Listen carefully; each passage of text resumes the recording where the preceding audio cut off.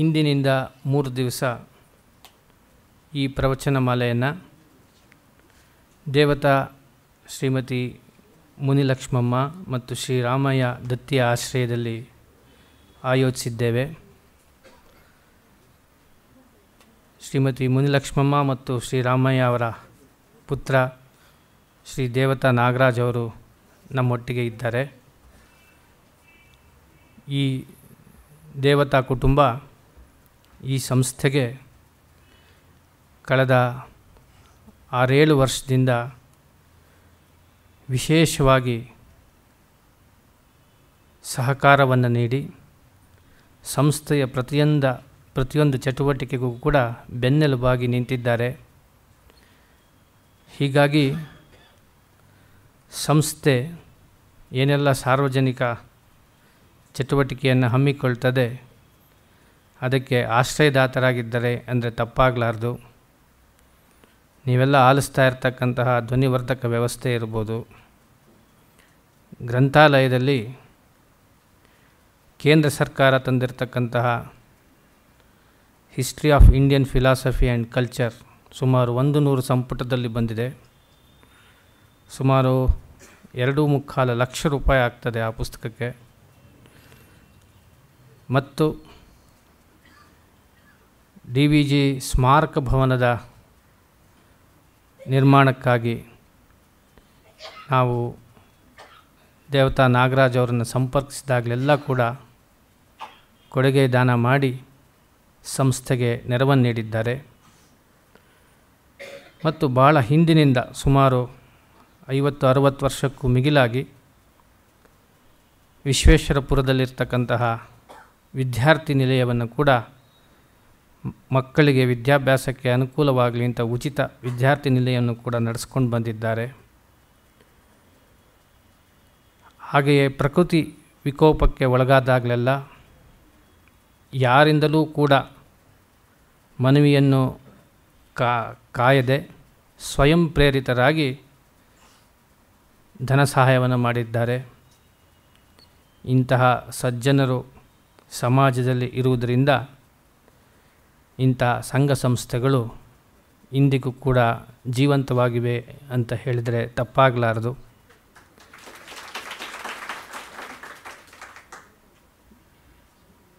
ದೇವತಾ ನಾಗರಾಜ್ ಕುಟುಂಬಕ್ಕೆ ತಮ್ಮೆಲ್ಲರ ಪರವಾಗಿ ಸಂಸ್ಥೆಯ ಪರವಾಗಿ ಹೃತ್ಪೂರ್ವಕ ಕೃತಜ್ಞತೆಗಳನ್ನು ಸಲ್ಲಿಸ್ತೇನೆ. ಪಂಡಿತ ಆಚಾರ್ಯರು ಈ ವೇದಿಕೆಗೆ ಸುಪರಿಚಿತರೇ ಆಗಿದ್ದಾರೆ. ಈ ಪರ್ಯಾಯದಲ್ಲಿ ಮಹಾದೇವಿ ಕುಂತಿಯ ಬಗ್ಗೆ ಮಾತನಾಡಲಿದ್ದಾರೆ. ಮಹಾದೇವಿ ಕುಂತಿಯ ಪಾತ್ರದ ಬಗ್ಗೆ ಭಿನ್ನ ಭಿನ್ನ ಚಿಂತನೆಗಳು ಕೂಡ ಬಂದಿದೆ. ಆದರೆ ಆ ಎಲ್ಲ ಚಿಂತನೆಗಳನ್ನು ಸಮೀಕರಣ ಮಾಡಿ ಯಾವುದು ಅತ್ಯುತ್ತಮ ಅನ್ನೋದನ್ನು ಈ 3 ದಿವಸಗಳಲ್ಲಿ ನಮಗೆ ತಿಳಿಸಿ ಬಯಸ್ತಾರೆ. ಪಂಡಿತ ಜಯತೀರ್ಥಾಚಾರ್ಯ ಮಳಗಿಯವರಿಗೆ ದತ್ತಿಯ ಆಯೋಜಕರ ಪರವಾಗಿ ಸಂಸ್ಥೆಯ ಪರವಾಗಿ ತಮ್ಮೆಲ್ಲರ ಪರವಾಗಿ ಭಕ್ತಿಪೂರ್ವಕ ಪ್ರಣಾಮಗಳೊಂದಿಗೆ ಸ್ವಾಗತವನ್ನು ಕೋರಿ ಇಂದಿನ ಚಿಂತನೆಯನ್ನು ಹಂಚಿಕೊಳ್ಳಬೇಕು ಅಂತ ಪ್ರಾರ್ಥನೆ ಮಾಡ್ತೇನೆ. ನಮಸ್ಕಾರ.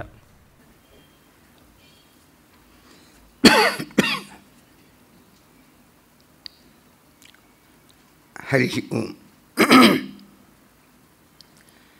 ನಾರಾಯಣಂ ನಮಸ್ಕೃತ್ಯ ನರಂ ಚೈವ ನರೋತ್ತಮಂ ದೇವೀಂ ಸರಸ್ವತೀಂ ವ್ಯಾಸಂ ತತೋ ಜಯಮುದೀರಯೇತ್.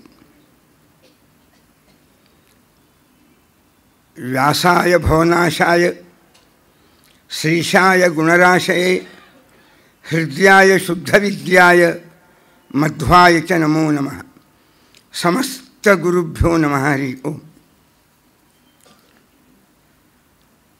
ಮಹಾಭಾರತದ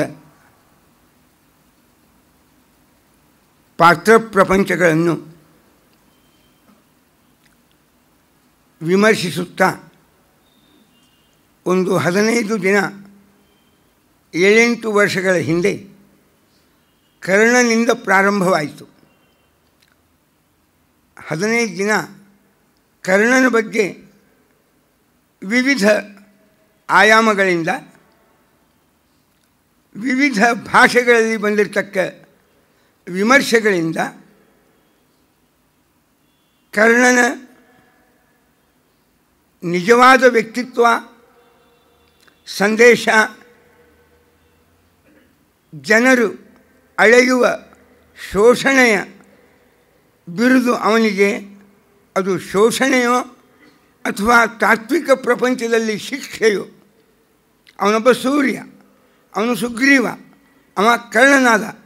ಅದು ಶಿಕ್ಷೆಯೋ ಅಥವಾ ಜಾತಿಯ ಮೂಲಕವಾಗಿ ಇಂದಿನ ದೃಷ್ಟಿಯಿಂದ ನೋಡುವ ಶೋಷಣೆಯೋ ಅಂತ ಸ್ವಲ್ಪ ಕರ್ಣನ ಬಗ್ಗೆ, ಅದರಲ್ಲಿಯೂ ನಮ್ಮ ಮಹಾರಾಷ್ಟ್ರದೊಳಗೆ ಕರ್ಣನ ಬಗ್ಗೆ ಪರ ವಿರೋಧದೊಳಗೆ ಒಂದು 10 ಪುಸ್ತಕಗಳು ಬಂದಾವೆ.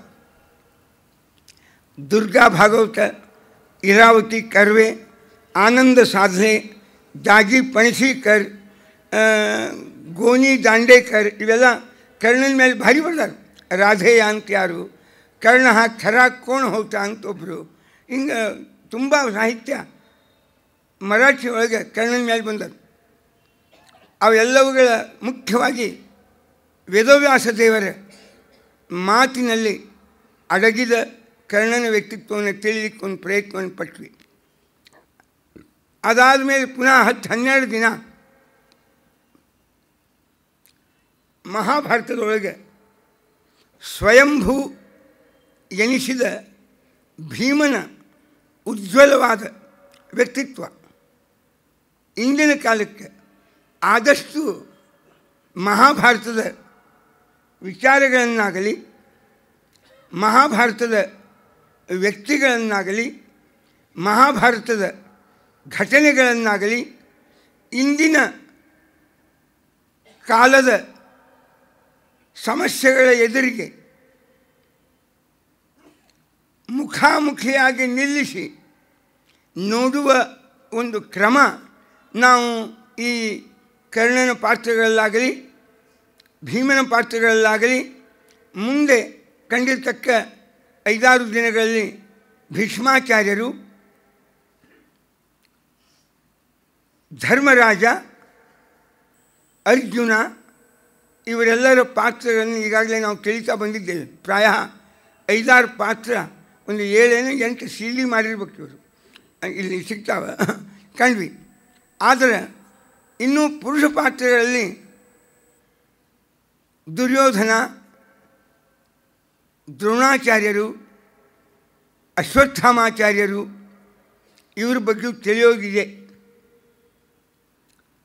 ಈ 3 ದಿನಗಳಲ್ಲಿ ಹೊಂದಿಕೆ ಆಗುವ ಹಂಗೆ ಆಗೋದಿಲ್ಲ, ಹೊಂದಿಸ್ತೀನಿ, ಪ್ರಯತ್ನ ಪಡ್ತೀನಿ. ನಾನು ಕುಂತಿ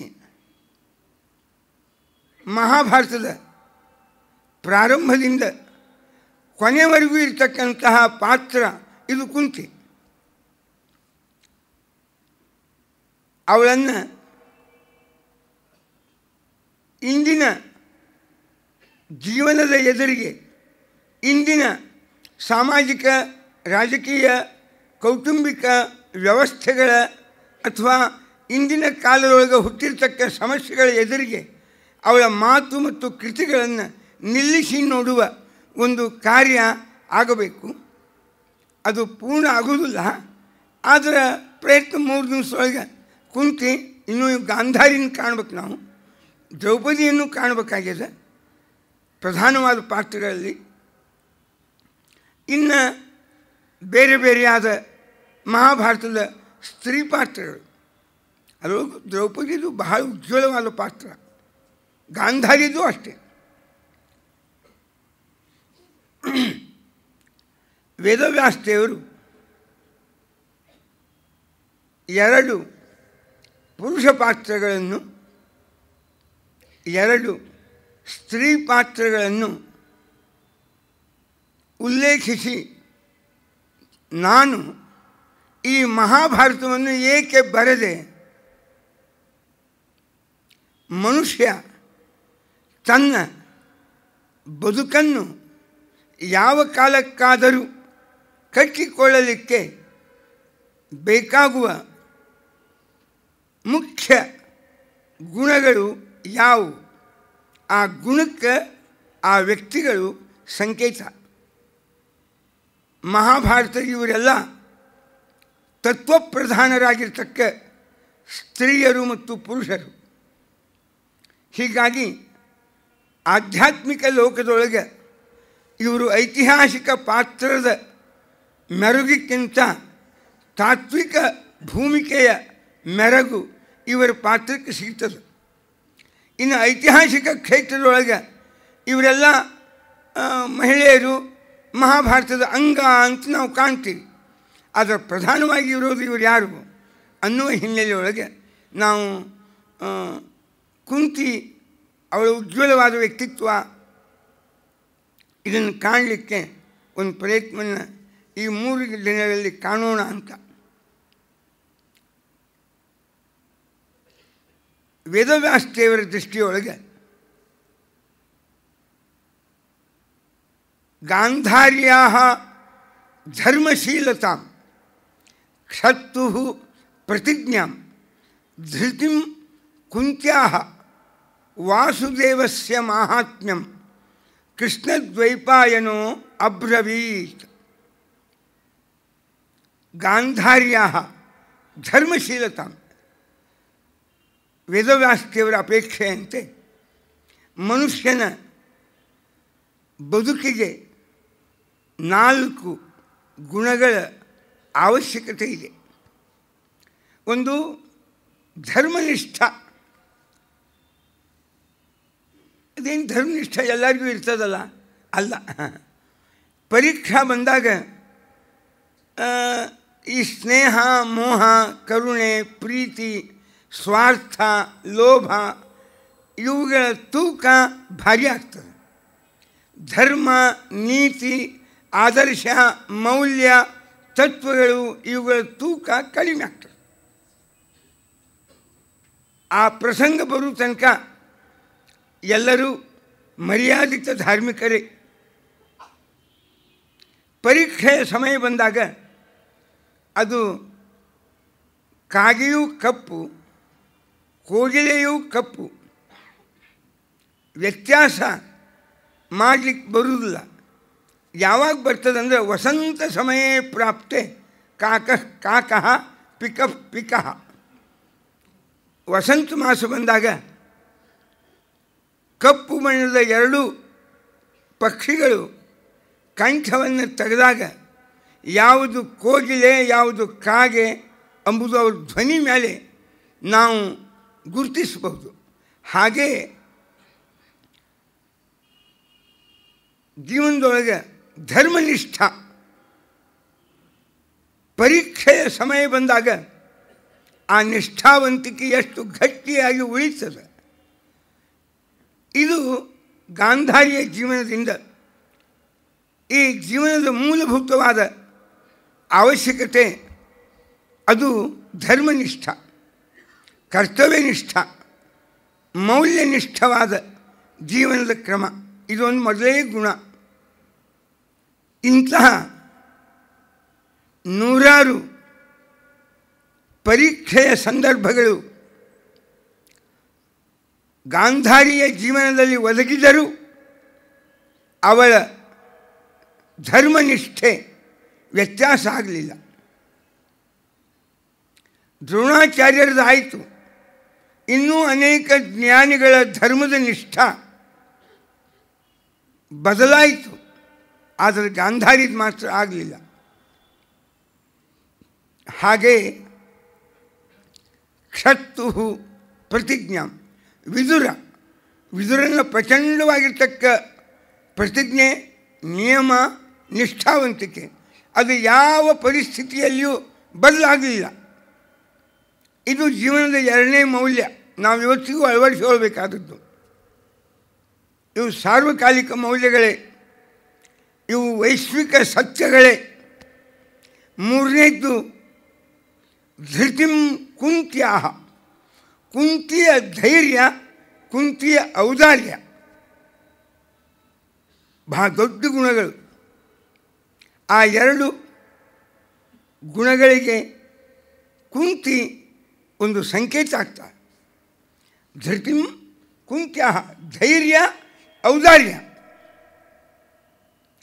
ನಾಲ್ಕನೇದ್ದು ವಾಸುದೇವಸ್ಯ ಮಾಹಾತ್ಮ್ಯಂ, ಕೃಷ್ಣನ ಅಪಾರವಾದ ಮಹಿಮೆ. ಈ ನಾಲ್ಕು ಮೌಲ್ಯಗಳೂ ಹೌದು, ತಿಳುವಳಿಕೆಗಳೂ ಹೌದು, ನಮ್ಮ ಜೀವನವನ್ನು ಕಟ್ಟಲಿಕ್ಕೆ ಬೇಕಾಗುವ ಗುಣಗಳೂ ಹೌದು. ಇದರಿಂದ ಮನುಷ್ಯನ ವ್ಯಕ್ತಿತ್ವ ಎಷ್ಟು ಉಜ್ವಲವಾಗಬಹುದು, ಇದರ ತಿಳುವಳಿಕೆಯನ್ನು ನಮಗೆ ಕೊಡಲಿಕ್ಕಾಗಿಯೇ ವೇದವ್ಯಾಸದೇವರು ನಾನು ಮಹಾಭಾರತವನ್ನು ಬರೆದದ್ದು ಈ ಗುಣಗಳನ್ನು ಎತ್ತಿ ತೋರಿಸಲಿಕ್ಕಾಗಿ ಅಂತ ವೇದವ್ಯಾಸದೇವರೇ ಹೇಳಿಕೊಡ್ತಾರೆ. ಆ ಹಿನ್ನೆಲೆಯೊಳಗೆ ಮಹಾಭಾರತ ಇದೊಂದು ಜೀವನದ ವಾಸ್ತವಿಕತೆಯ ಜೀವಂತ ಭಾಷ್ಯ. ಮಹಾಭಾರತ ಇದೊಂದು ಸಾರ್ವಕಾಲಿಕವಾದ ಸತ್ಯ. ಮಹಾಭಾರತ ಎಲ್ಲ ಕಾಲದ ಮುಖ್ಯ ಗುಣಗಳ ಸಮನ್ವಯವನ್ನು ಹೊಂದಿದ ವಾಂಗ್ಮಯ ಪ್ರಪಂಚ ಇದು ಮಹಾಭಾರತ. ಜಗತ್ತಿನ ಅಪರಿವರ್ತನೀಯವಾದ ಯಾವ ದೇಶ ಕಾಲಗಳಲ್ಲಿಯೂ ಬದಲಾವಣೆಯನ್ನು ಹೊಂದದ ಒಂದು ಮೂಲಭೂತವಾದ ವಿಚಾರಗಳನ್ನು ನಾವು ಕಾಣಬಹುದು ಅಂದರೆ ಅದು ಮಹಾಭಾರತದಲ್ಲಿ. ಅದರೊಳಗೆ ನಾವು ಈಗ ಸ್ತ್ರೀ ಪಾತ್ರಗಳನ್ನು ತಿಳಿಲಿಕ್ಕೆ ಅಂತ ಹೊಂಟಿದ್ದೇವೆ. ಭಾರತ ಕಥಾಮಂಜರಿ ಅಂತ AR ಕೃಷ್ಣಶಾಸ್ತ್ರಿಗಳು ಬರೆದಾರೆ. ಬಹಳ ಪ್ರಾಚೀನವಾದದ್ದು. ಇಡೀ ಮಹಾಭಾರತದ ಮೇಲೆ AR ಕೃಷ್ಣಶಾಸ್ತ್ರಿಗಳು ಭಾರತದ ಮಹಾಭಾರತ ಕಥಾಮಂಜರಿ ಅಂತ ಬರೆದಾರೆ. ಅವರು ಮಹಾಭಾರತವನ್ನು ನೋಡಿ ಅಲ್ಲಿಯ ಹೆಂಗಳೆಯರ ಬಗ್ಗೆ ಒಂದು ಉದ್ಗಾರವನ್ನು ತೆಗೆದಾರೆ ಕೃಷ್ಣಶಾಸ್ತ್ರಿಗಳು. ಮಹಾಭಾರತದ ಯಾವ ಹೆಣ್ಮಗಳು ಕೂಡ ಎಂದೂ ಸುಖದಿಂದ ಬಾಳಿಲ್ಲ. ಎಲ್ಲರ ಬದುಕು ಏನಾದರೂ ಒಂದು ಸಮಸ್ಯೆಗಳಿಂದ ತುಂಬಿ ಸುಖದ ಒದ್ದಾಟಾಯಿಕೆ ಹೊರತು ಸುಖದ ಅನುಭವ ಆಗಲಿಲ್ಲ. ಇದು ಮಹಾಭಾರತ ಪಾತ್ರ ಹೆಣ್ಮಕ್ಕಳನ್ನು ಕಂಡಾಗ ನನಗೆ ತೋರಿ ಬರುವ ಗುಣ ಅಂತ ಕೃಷ್ಣಶಾಸ್ತ್ರಿಗಳು ಬರೆದಾರೆ. ಪ್ರಾಯ ಇವತ್ತಿನ ಹೊಸ ಕೆಲವು ಟೈಟಲ್ಸ್ ಅವ, ಸ್ತ್ರೀವಾದ ಅಥವಾ ಸ್ತ್ರೀಪರ ಚಿಂತನೆಗಳು ಅಂತ ಅದಕ್ಕೆ ಹೆಸರು. ಸ್ತ್ರೀಪರ ಚಿಂತನೆಗಳು. ಮಹಾಭಾರತ ಸ್ತ್ರೀಯರ ಬಗ್ಗೆ ಚಿಂತನೆ ಮಾಡುವಾಗ ಒಬ್ಬ ಮಹಿಳೆ ಅವಳ ಜೀವನದ ಸಮಸ್ಯೆಗಳು ಯಾವ್ಯಾವ ಕಾರಣದಿಂದ ಬರ್ತಾವೆ ಅವುಗಳನ್ನು ಅಂದಿನ ಇಂದಿನ ಸಮಾಜ ಎಷ್ಟು ಅನುಕಂಪೆಯಿಂದ ನೋಡ್ತಾರೆ, ಎಷ್ಟು ಪರಿಹಾರಕ್ಕೆ ಯತ್ನಿಸ್ತಾರೆ, ಎಷ್ಟು ಸಹಾನುಭೂತಿ ತೋರಿಸ್ತಾರೆ, ಅಥವಾ ಎಷ್ಟು ಮಹಿಳೆಯರನ್ನು ಅಂದು ಇಂದು ಉದಾಸೀನ ಮಾಡ್ತಾರೆ. ನಿಜವಾಗಿಯೂ ಮಹಿಳಾ ಪಾತ್ರಕ್ಕೆ ಮಹಿಳೆಯರೇ ಹೆಚ್ಚು ಬರ್ಬೇಕು ನೋಡ್ಲಿಕ್ಕೆ ಕೇಳಲಿಕ್ಕೆ. ಹಂಗದ ಅದು. ಏನು ಅಂದರೆ ಸಮಾಜ ಅಂದಿನ ಕಾಲದೊಳಗೆ ಕುಂತಿಯನ್ನು ಯಾವ ದೃಷ್ಟಿಯಿಂದ ದುರ್ಯೋಧನ ನೋಡಿದ, ಶಕುನಿ ನೋಡಿದ, ತೊಂದರೆ ಕೊಡಲಿಕ್ಕೆ ಹವಣಿಸಿದರು. ಜೊತೆಗೆ ಭೀಷ್ಮ, ದ್ರೋಣಾಚಾರ್ಯರು, ಕೃಪಾಚಾರ್ಯರು, ಕರ್ಣ ಯಾರಾದರೂ ಕುಂತಿಯ ಬಗ್ಗೆ ಅವಳ ಜೀವನದ ಸಮಸ್ಯೆಗಳ ಬಗ್ಗೆ ಅನುಕಂಪೆಯನ್ನು ಯಾರಾದರೂ ತೋರಿದರೇನು ಅಂತ ನೀವು ಹುಡುಕಿದ್ರೆ ಸಿಗೋದು ಬಹಳ ಕಡಿಮೆ. ಹೀಗಾಗಿ ಇವತ್ತಿನ ಸ್ತ್ರೀ ಚಿಂತಕರು ಹೆಣ್ಮಕ್ಕಳು ತಾವು ಏನಾರೇ ನೋಡಿದಾಗ ಏನು ಸ್ತ್ರೀ ಬಗ್ಗೆ ವಿಚಾರ ಮಾಡ್ತಾರೆ, ಗೌರವ ಅದು ಮಾತನಾಗದ, ಇಲ್ಲ ಉಪನ್ಯಾಸದಾಗದ. ಆದರೆ ವಾಸ್ತವಿಕ ಜೀವನದಾಗ ಅವಳ ಕೌಟುಂಬಿಕ ಸಮಸ್ಯೆಗಳೇನು, ವೈಯಕ್ತಿಕ ಸಮಸ್ಯೆಗಳೇನು, ಸ್ತ್ರೀಗೆ ಸಾಮಾಜಿಕವಾಗಿ ಬರುವ ಸಮಸ್ಯೆಗಳೇನು, ರಾಜಕೀಯವಾಗಿ ಸ್ತ್ರೀಯನ್ನು ಹೆಂಗೆ ಶೋಷಣೆ ಮಾಡ್ತಾರೆ ಎಂಬುದಾಗಲಿ, ಪುರುಷ ಸ್ತ್ರೀಯರ ಬಗ್ಗೆ ವರ್ತಿಸುವಾಗ ಎಷ್ಟು ಕಠೋರ, ಎಷ್ಟು ಕ್ರೂರವಾಗಿ ವರ್ತಿಸ್ತಾನೆ, ಈ ಮುಖಗಳನ್ನು ಅಂದಿನ ಕಾಲದಾಗ ನೋಡಿದರೂ ಅಷ್ಟೇ ಇದೆ. ಇಂದಿನ ಕಾಲದಾಗ ಇನ್ನೂ ಹೆಚ್ಚಾಗ್ಯಾವ. ಸ್ತ್ರೀಯರಿಗೆ ಸ್ವಾತಂತ್ರ್ಯ ಸಿಕ್ಕಿರಬಹುದು, ಸಮಾಜದ ಅನೇಕ ಹುದ್ದೆಗಳಲ್ಲಿ ಸ್ಥಾನ ದೊರಕಿರಬಹುದು, ಸಮಾನವಾದ ಹಕ್ಕುಗಳನ್ನು, ಅಧಿಕಾರಗಳನ್ನು, ಶಿಕ್ಷಣವನ್ನು ಪಡೆದಿರಬಹುದು. ಆದರೆ ಸ್ತ್ರೀ ಜೀವನಕ್ಕಾಗಿಯೇ ಕೆಲವು ಏನು ಸಮಸ್ಯೆಗಳವ ಅವು ಇವತ್ತಿಗೂ ಹಾಗೆ ಜೀವಂತವ. ಹಿಂಗೆ ಅಂದು ಸಮಸ್ಯೆಯಿಂದ ದೂರ ಉಳಿಯೋದು ಬೇರೆ. ಸಮಸ್ಯೆಗೆ ಮಹಾಭಾರತ ಏನಾದರೂ ಒಂದು ಪರಿಹಾರವನ್ನು ಒದಗಿಸ್ತದೇನು ಎಂಬ ಚಿಂತನೆಯನ್ನು ಮಾಡೋದು ಇನ್ನೊಂದು ಬಗೆಯಾದದ್ದು. ಒಂದು ಕುಂತಿ, ಒಂದು ಗಾಂಧಾರಿ, ಒಂದು ದ್ರೌಪದಿಯನ್ನು ನೋಡಿದಾಗ ಇವತ್ತಿನ ಯಾವ ಪುರುಷರು ಮಾಡುವ ವಿಡಂಬನೆಗಳು ಮಹಾಭಾರತಕ್ಕಿಂತ ಕಡಿಮೆನಿಲ್ಲ, ಇನ್ನೂ ಹೆಚ್ಚಾಗ್ಯಾವ. ಅಂದ ಬಳಿಕ ನಾವು ಸ್ವಾತಂತ್ರ್ಯ ಪಡೆದು 62 ವರ್ಷ ಆದರೂ ಲಾಭ ಏನಾಯ್ತು? ಇಷ್ಟು ಪ್ರಗತಿ ಒಳಗೆ ನಾವು ಬಂದರೂ ನಾವು ನೋಡಿದ ಸ್ತ್ರೀ ಬಗ್ಗೆ ಒಂದು ಕುಟುಂಬ ಜೀವನದಾಗ, ಒಂದು ಸಾಮಾಜಿಕ ವ್ಯವಸ್ಥೆಯಲ್ಲಿ, ಒಂದು ವೈಯಕ್ತಿಕ ಜೀವನದಾಗ ಇವತ್ತಿಗೂ ಎಷ್ಟು ಸಹಾನುಭೂತಿ ಅದ ಅಂತ ನಾವು ನೋಡಿದರೆ ಅದು ಕುಂತಿಯ ಮಾತು, ಕುಂತಿಯ ಕೃತಿಗಳ ಹಿನ್ನೆಲೆಯಲ್ಲೇ ನೋಡಬೇಕು. ಅಂದಾಗ ಕೃಷ್ಣಶಾಸ್ತ್ರಿಗಳ ಆ ಕಥಾಮಂಜರಿಯ ಒಂದು ಮಾತು ಒಮ್ಮೆ ನೈಜ ಅಂತ ಅನ್ನಿಸ್ತದೆ. ಸ್ತ್ರೀ ಅದು ಯಾಕೋ ಏನು, ಇದಕ್ಕೆ ಪರಿಹಾರ ಏನದ? ಇಷ್ಟು ವಿಚಾರ ಮಾಡಿದರೆ ಏನೂ ಪರಿಹಾರ ಮಾಡಲಿಕ್ಕಾಗಿಲ್ಲ. ಅವಳ ಜೀವನದ ಒಂದು ಪಾವಿತ್ರ್ಯ, ಅವಳ ಜೀವನಕ್ಕೊಂದು ಸಂರಕ್ಷಣೆ, ಇವು ಯಾವ ಕೂಡ ಇವತ್ತಿಗೂ ಜೀವನದ ಒಲಿಗೆ ಬರ್ತಾ ಇಲ್ಲ.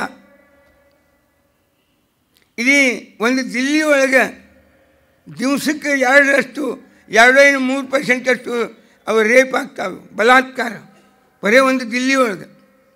ಇನ್ನು ಇಡೀ ಇಂಡಿಯಾದಾಗ ಅಂದರೆ ಇನ್ನು ಎಷ್ಟು ಆಗ್ಬೋದು?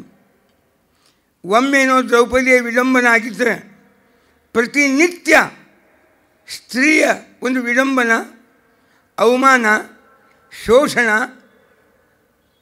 ಕ್ರೂರತ ಇವತ್ತಿಗೂ ಏನು ಕಡಿಮೆ ಆಗಿಲ್ಲ. ಅದನ್ನೇ ಒಂದು ಸಂಗ್ರಹ ಮಾಡಿದ ಒಂದು ಅಷ್ಟು ಮಹಾಭಾರತ ಆಗ್ಬೋದು. ನಾನು ಸ್ವಲ್ಪ ಸಂಗ್ರಹ ಮಾಡಲಿಕ್ಕೆ ಪ್ರಯತ್ನ ಪಟ್ಟು ಒಂದು ಕಾಲಕ್ಕೆ. ಅವನು ತಂದೂರಿ ಶರ್ಮಾ ಅಂತ ಒಬ್ಬ ಕಾಂಗ್ರೆಸ್ ಸೆಕ್ರೆಟ್ರಿ, ತಂದೂರಿ ಶರ್ಮಾ ಅಂತ ಕರಿತಿದ್ರು ಅವಂಗೆ. ತಂದೂರಿ ಅಂದರೆ ಈ ಪಂಜಾಬಿ ಮಂದಿ ತಂದೂರಿ ರೋಟಿ ಅಂತ ಮಾಡ್ತಾರೆ.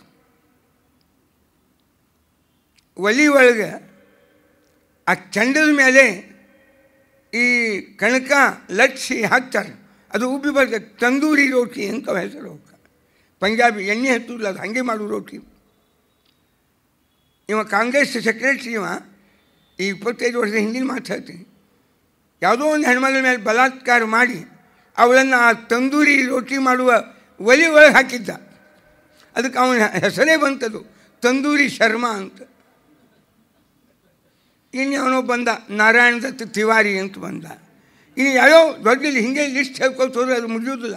ಸುಮ್ಮನೆ ಇದು ಮಹಾಭಾರತ ಪವಿತ್ರವಾದ ಕುಂತಿ ಹೆಸರು ತೊಗೊಂಬು ಜಗದಾಗ ಈ ಸುಡುಗಾಡಿಂಥ ದರಿದ್ರತ್ವ ಹೆಸರು ತೊಗೊಂಬುದು ಪ್ರಸಂಗ ಬರ್ತದೆ. ಅದಕ್ಕೆ ಕುಂತಿಯ ಪಾತ್ರದ ಬಗ್ಗೆ ನಮ್ಮ ಮಹಾರಾಷ್ಟ್ರದಾಗ ಇಬ್ಬರು ಪುಸ್ತಕ ಬರೆದಾರ. ಒಂದು ಕನ್ನಡಕ್ಕೆ ಅನುವಾದ ಆಗ್ಯದ, ಇರಾವತಿ ಕರ್ವೆ ಅಂತ. ಮಹರ್ಷಿ ಕರ್ವೆ ಅವರ ಮಗಳು, ಪುಣೆದಾಗೇನು ಈ ಒಂದು ಚಳುವಳಿಯ ಸಂಸ್ಥಾಪಕರಾದ ಮಹರ್ಷಿ ಕರ್ವೆ ಅವರ ಮಗಳು ಇರಾವತಿ ಕರ್ವೆ. ಅವಳು ಒಂದು ಯುಗಾಂತ ಅಂತ ಒಂದು ಪುಸ್ತಕ ಬರೆದು, ಯುಗಾಂತ ಅಂತ. ಅದರ ಕನ್ನಡ ಅನುವಾದ ಬಂದದ, 2-3 ಎಡಿಷನ್ ಆಗಿರ್ಬೇಕದು. ಇನಾಮ್ದಾಗ ಅಂತ ಯಾರು ಅನುವಾದ ಮಾಡ್ಯಾರ ಕಾಣಿಸ್ತಾ, ಅದು ಯುಗಾಂತ ಅಂತ ಬಂದ. ಇನ್ನು ಅನೇಕರು ಕುಂತಿಯ ಬಗ್ಗೆ ಅಲ್ಲ, ಸ್ತ್ರೀಪರವಾದ ಚಿಂತಕರು ಸ್ತ್ರೀಯನ್ನು ಹೆಂಗೆ ಶೋಷಣೆ ಮಾಡ್ಯಾರ ಅನ್ನೋ ಮುಖದಿಂದ ಕುಂತಿಯನ್ನು ನೋಡ್ಲಿಕ್ಕೆ ಹೋಗ್ಯಾರ, ಇದು ನಿಜ.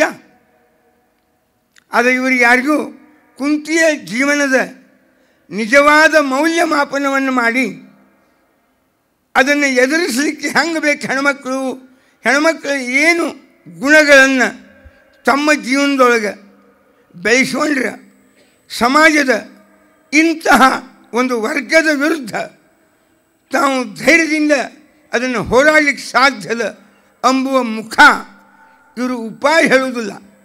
ಯಾವಾಗಲೂ ಸಾಹಿತ್ಯದಾಗ 2, ಒಂದು ಯಥಾರ್ಥವಾದ ಅಂತ, ಇನ್ನೊಂದು ಆದರ್ಶವಾದ ಅಂತ. ಅವು ಎರಡೂ ಏನು ಉಪಯೋಗ ಬೀಳುವುದಿಲ್ಲ. ಯಥಾರ್ಥವಾದ ಆ್ಯಸ್ ಇಟ್ ಈಸ್ ಬರೆಯಲ್ಪಡ್ತದೆ, ಆದರ್ಶವಾದ ಬರೀ ಕಲ್ಪನಾದಾಗೆ ಓಡಾಡ್ತಿರ್ತದೆ. ಆದರೆ ಆದರ್ಶೋನ್ಮುಖವಾದ ಯಥಾರ್ಥವಾದ ನಮಗೆ ಇವತ್ತು ಬೇಕಾಗಿದೆ. ವಾಸ್ತವತೆಯನ್ನು ಮರಿಬಾರ್ದು, ಅದರ ಮೌಲ್ಯವನ್ನು ಸ್ಥಾಪಿಸಿರಬೇಕು. ಇವು 2 ಗುರಿ ನಮ್ಮ ಸಾಹಿತ್ಯಕ್ಕೆ ಅಥವಾ ನಮ್ಮದೇ ಆಗಿರ್ತಕ್ಕ ವಿಚಾರಗಳಿಗೆ ಇವು 2 ಗುರಿ ಇರಬೇಕು. ಒಂದು ಆದರ್ಶದ ಕಡೆಗೆ ಕರೆದುಕೊಂಡು ಹೋಗುವ ಯಥಾರ್ಥ ದೃಷ್ಟಿ ಇರಬೇಕಾದದ್ದು. ಆ ಹಿನ್ನೆಲೆಯೊಳಗೆ ನಾವು ಕುಂತಿಯ ಜೀವನ, ಅವಳ ಜೀವನದಾಗ ಒಬ್ಬೊಬ್ಬ ಹೆಣ್ಮಕ್ಳ ಜೀವನದಾಗ ಒಂದೊಂದು ಸಮಸ್ಯೆಗಳು ಬಂದರೆ ಅವಳ ಇಡೀ ಜೀವನದಾಗ ಎಲ್ಲ ಹೆಣ್ಮಕ್ಳ ಜೀವನದಾಗ ಬರುವ ಪ್ರತ್ಯೇಕವಾದ ಎಲ್ಲ ಸಮಸ್ಯೆಗಳು ಅವಳ ಜೀವನದಾಗ ಬಂದವು. ಜೀವನದಾಗ ಒಬ್ಬ ಹೆಣ್ಮಗಳಾಗಿ ಹುಟ್ಟಿ ತಂದೆ ತಾಯಿಗಳ ನೈಜವಾದ ಅಂತಃಕರಣವನ್ನು ಅನುಭವಿಸಬೇಕಾದ ಕುಂತಿ ತಾಯಿಯನ್ನು ಬಿಟ್ಟು ಯಾವುದೋ ದತ್ತಕ ಮನೆಯೊಳಗೆ ತಬ್ಬಲಿಯಾಗಿ ಅವತ್ತೇ ಆ ಅಂತಃಕರಣ ಕಳ್ಕೊಂಡು ಬೆಳಿಬೇಕಾಗ್ತು. ಬೆಳೆಯುವಾಗ ಏನೋ ತಿಂದುಂಡು ಸುಖವಾಗಿ ಇರಬೇಕು ಅಂದರೆ ಪ್ರಚಂಡ ಸಿಟ್ಟಿನ ಮೂರ್ತಿ ದುರ್ವಾಸರ ಆಗಮನ, ಅವರು ಸೇವಾ ಮಾಡುವುದು ಹತ್ತಿ ಆ ಬಾಲ್ಯದೊಳಗೆ. ಮಹಾ ಸುಕೋಪನಸ್ಯ, ಭಾರಿ ಸಿಟ್ಟು ದುರ್ವಾಸರು, ಅವರು ಸೇವಾ ಮಾಡುವಂಥ ಪ್ರಸಂಗ ಕುಂತಿಗೆ ಬಂತು. ಧೈರ್ಯದಿಂದ ಮಾಡಿದ್ರು. ಅಂತೂ ಹೆಣ್ಣು ಸ್ತ್ರೀ ತಾಳ್ಮೆ, ಸಹನಶೀಲತೆ, ಕಷ್ಟ ಸಹಿಷ್ಣುತೆಯ ಒಂದು ಪ್ರತೀಕವಾಗಿ ನಮ್ಮ ಕಣ್ಣೆದುರು ನಿಂದಿರ್ತಾಳೆ. ಇಷ್ಟೇ ಸಮರ್ಥನೆ ಮಾಡಿದರೆ ಯಾಕೊಂದು ನನಗೂ ಅಷ್ಟು ಸಮಾಧಾನ ಆಗೋದಿಲ್ಲ. ಅದೇ ಹೌದು, ಬಹಳ ಕಷ್ಟ ಸಹಿಷ್ಣುತೆ ಇದೆ, ತಾಳ್ಮೆ ಬಹಳ ಇದೆ ಹೆಣ್ಮಗಳಲ್ಲಿ ಅಂತ ಅಂದ್ರಿ, ಇದು ಸಮಸ್ಯೆಯನ್ನು ಸಮರ್ಥನೆ ಮಾಡ್ಕೊಂಬುವ ಒಂದು ಬೇರೆ ಕ್ರಮ ಐತೆ ಹೊರತು ಪರಿಹಾರ ಆಗಲಿಲ್ಲ. ಅಥವಾ ಪುರುಷರು ಸ್ತ್ರೀಯನ್ನು ಯಾವ ಗೌರವದಿಂದ, ಯಾವ ಸ್ಥಾನದಿಂದ, ಯಾವ ಭಾವನೆಗಳಿಂದ ಕಾಣಬೇಕು ಎಂಬುದು ಇವತ್ತಿಗೂ ಎಲ್ಲಿಯೂ ಕೂಡ ಆ ಒಂದು ರೀತಿಯ ಮಾನದಂಡಗಳೇ ಇಲ್ಲ. ಮಾತಿನಾಗವ ವ್ಯವಹಾರದಾಗ ಬಂದಿಲ್ಲ ಇವತ್ತಿನ ಜೀವನದಾಗೂ. ಯಾಕೆ?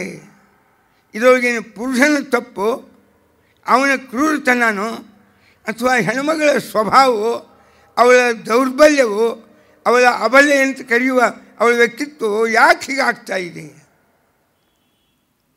ಈಗೇನು ಒಂದು ಸಮಾಜದ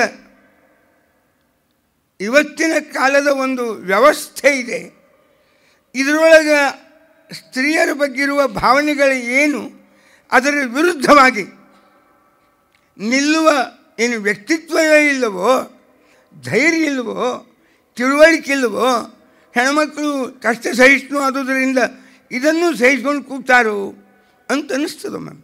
ನೀವು ಮಹಾಭಾರತ ಭಾಳ ಚಂದ ನೋಡ್ಬೋದು ನೀವು.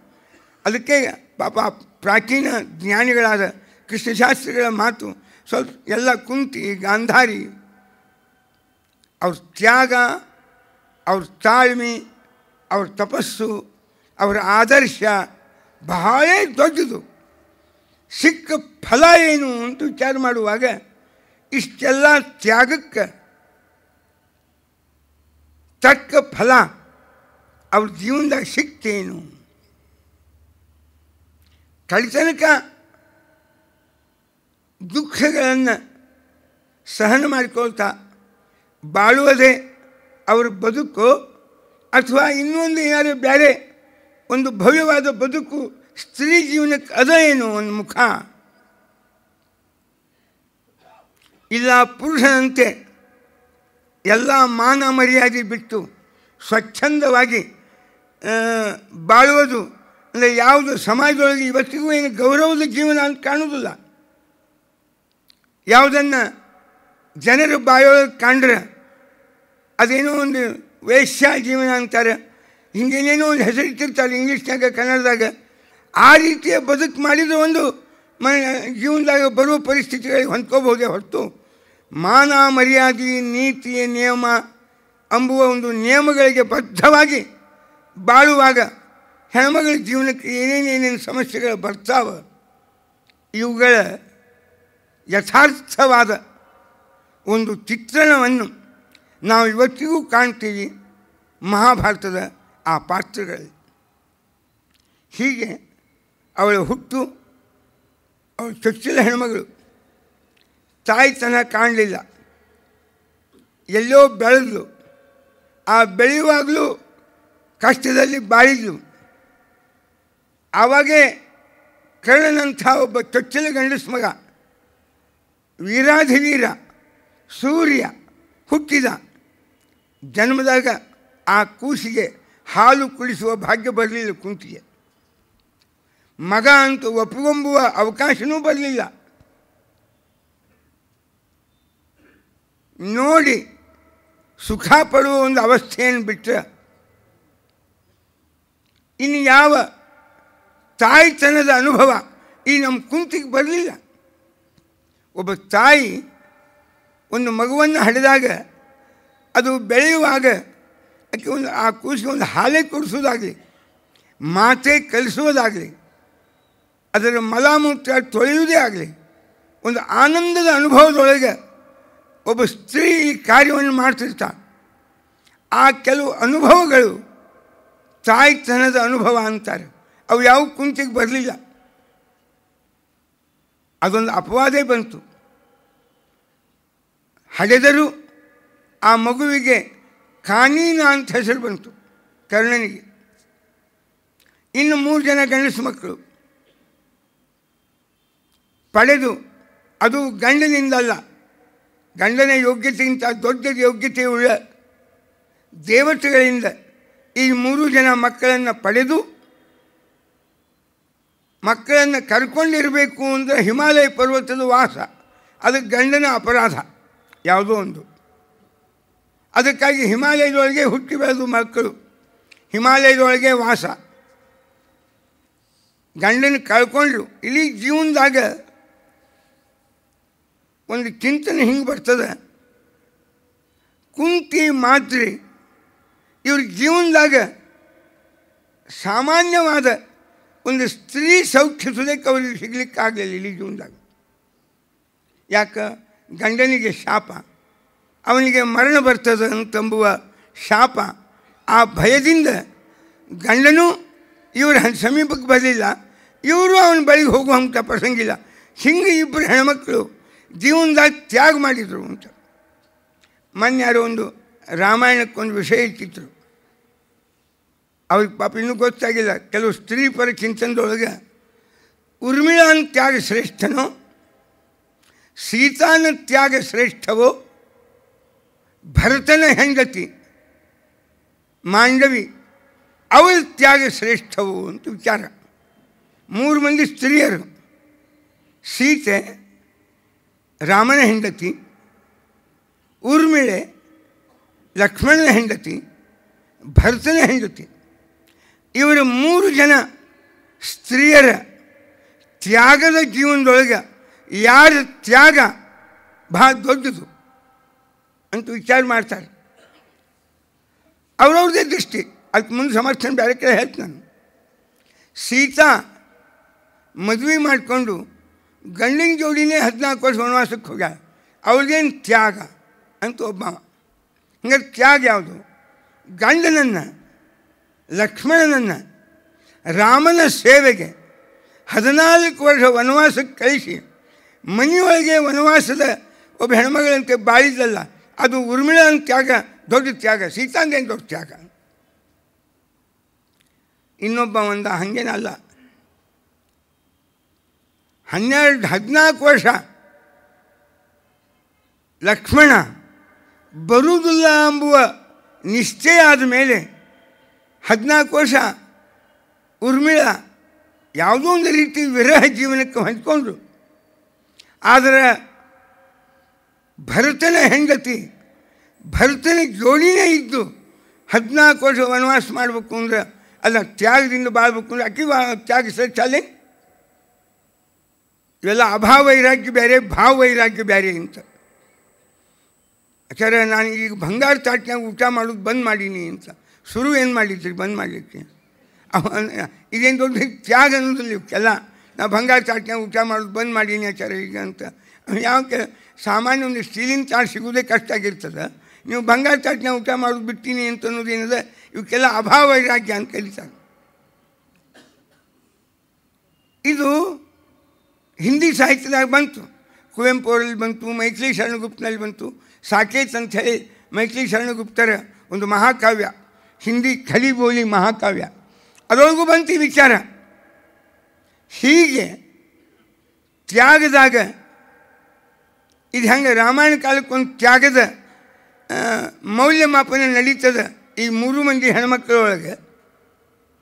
ಹಾಗೇ ಗಾಂಧಾರಿ, ಕುಂತಿ, ದ್ರೌಪದಿ 3 ಜನರ ಜೀವನ ತ್ಯಾಗದಾಗೆ ಬಾಳಿದೆ. ಒಬ್ಬ ಸ್ತ್ರೀಗೆ ಬರಬಹುದಾದ ಎಲ್ಲ ಸಮಸ್ಯೆಗಳ ಮಧ್ಯದಲ್ಲಿ ತ್ಯಾಗದಿಂದ ಬಾಳಿದವಳು ಕುಂತಿ. ಒಂದು ಧ್ಯೇಯ, ಒಂದು ಉದ್ದೇಶ, ಒಂದು ಧರ್ಮಕ್ಕಾಗಿ ಕಣ್ಣಿದ್ದು ಕಣ್ಣಿಗೆ ಅರಿವೆಯನ್ನು ಕಟ್ಟಿಕೊಂಡು ಕುರುಡು ಜೀವನವನ್ನು ಧರ್ಮಕ್ಕಾಗಿ ಸ್ವೀಕಾರ ಮಾಡಿ ಪ್ರಾಮಾಣಿಕವಾಗಿ ಬಾಳಿದ ಗಾಂಧಾರಿಯ ಜೀವನ ಇನ್ನೊಂದು ಬಗೆಯ ತ್ಯಾಗದ ಒಂದು ಪ್ರತೀಕ. ದ್ರೌಪದಿ ಗಂಡನ ಜೊತೆಗೆ ರಾಜಸೂಯಾಗದ ಮಹಾವೈಭವವನ್ನು ಅನುಭವಿಸಿದಳು. ಆ ಗಂಡಂದರ ಜೊತೆಗೆ ಕಡು ವನವಾಸವನ್ನು ಅನುಭವಿಸಿದ್ಳು. ವಸ್ತ್ರಾಪಹರಣ, ದೊಡ್ಡ ಅವಮಾನ, ಅದನ್ನೂ ಅನುಭವಿಸಿದ್ಳು. ಏನು ದ್ರೌಪದಿ ಅವರೆಲ್ಲ ತ್ಯಾಗ ಇರ್ಬೇಕಲ್ಲ. ಒಮ್ಮೊಮ್ಮೆ ಈ ತ್ಯಾಗಲು ಬಹಳ ವರ್ಣನ ಮಾಡಿ ಕಳ್ತನಕ ನೀವು ಹೆಣ್ಮಕ್ಳು ತ್ಯಾಗಕ್ಕೆ ಇದ್ದೀರಿ, ನಾವು ನಿಮ್ಮನ್ನು ಶೋಷಣೆ ಮಾಡಲಿಕ್ಕೆ ಇದ್ದೀವಿ ಅನ್ನೋ ಹಂಗೆ, ಇದು ಪುರುಷಕೃತ ಸಮರ್ಥನೇನು ಅನ್ನೋ ಹಂಗೆ ಇದು ಒಂದು ಬೈಸೊಂಬು ಪ್ರಸಂಗ ಇರ್ತದೆ ಅಲ್ಲ. ಆದ್ದರಿಂದ ಈ ಮಹಾಭಾರತದ ಪುರುಷ ಪಾತ್ರಗಳನ್ನು ನಾವು ಇವತ್ತಿನ ತನಕ ಕೇಳ್ಕೊತ ಬಂದ್ವಿ. ನಾವು ಭಾಳ ಸಮಸ್ಯೆ ಏನು ಬರಲಿಲ್ಲ. ಈ 3 ಮಂದಿನೇ ನೀನು ಕೇಳಬೇಕು ಅಂತ ಒಂದು ಸಂಕಲ್ಪ ಮಾಡ್ಕೊಂಡೀವಿ.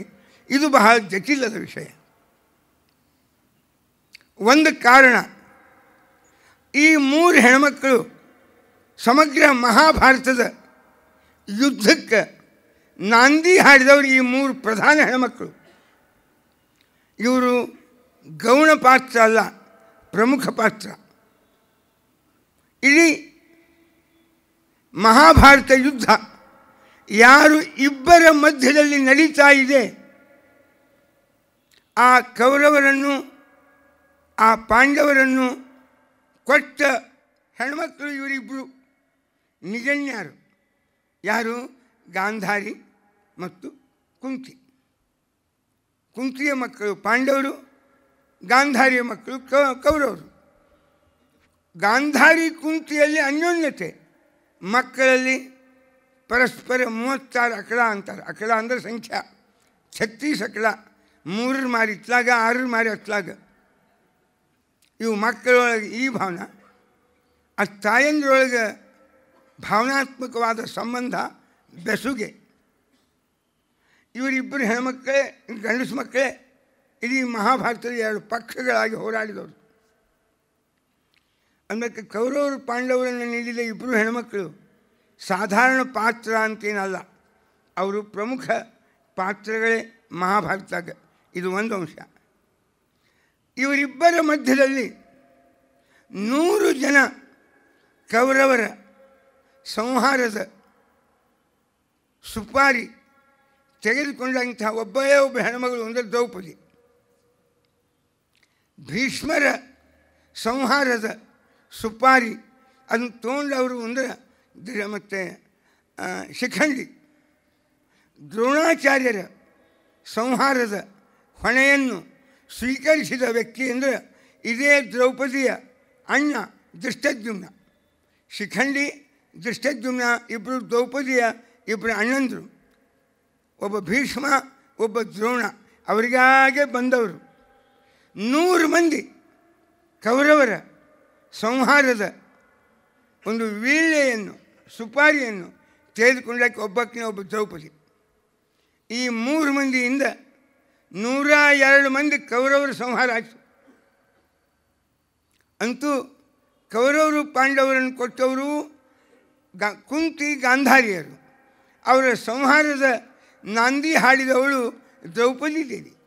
ಇದೇನು ಒಂದು ವಿಚಿತ್ರವಾದ 3 ಮಂದಿ ಹೆಣ್ಮಕ್ಕಳು. ಪ್ರಧಾನಿ ಇವರೇನು ಸಾಧಾರಣ ವ್ಯಕ್ತಿ ಏನಲ್ಲ. ಇವರ ಚರಿತ್ರೆಯನ್ನು ತಿಳಿಯುವಾಗ ಹೆಣ್ಮಕ್ಕಳನ್ನು ಪ್ರಧಾನ ನಾಯಕಿಯ ಪಾತ್ರದೊಳಗೆ ಮಹಾಭಾರತ ಯಾರೂ ಇಲ್ಲ, ಎಲ್ಲರೂ ಗೌಣವಾದ ಪಾತ್ರರು ಅನ್ನುವ ಒಂದು ಕೂಗು ಕೇಳಿಬರ್ತಾ ಇದೆ. ಆ ಹಿನ್ನೆಲೆಯಲ್ಲಿ ದ್ರೌಪದಿಯ ಬಗ್ಗೆ, ನಾವು ಗಾಂಧಾರಿಯ ಬಗ್ಗೆ ಕಾಣಬೇಕಾದದ್ದು. ವೇದವ್ಯಾಸದೇವರು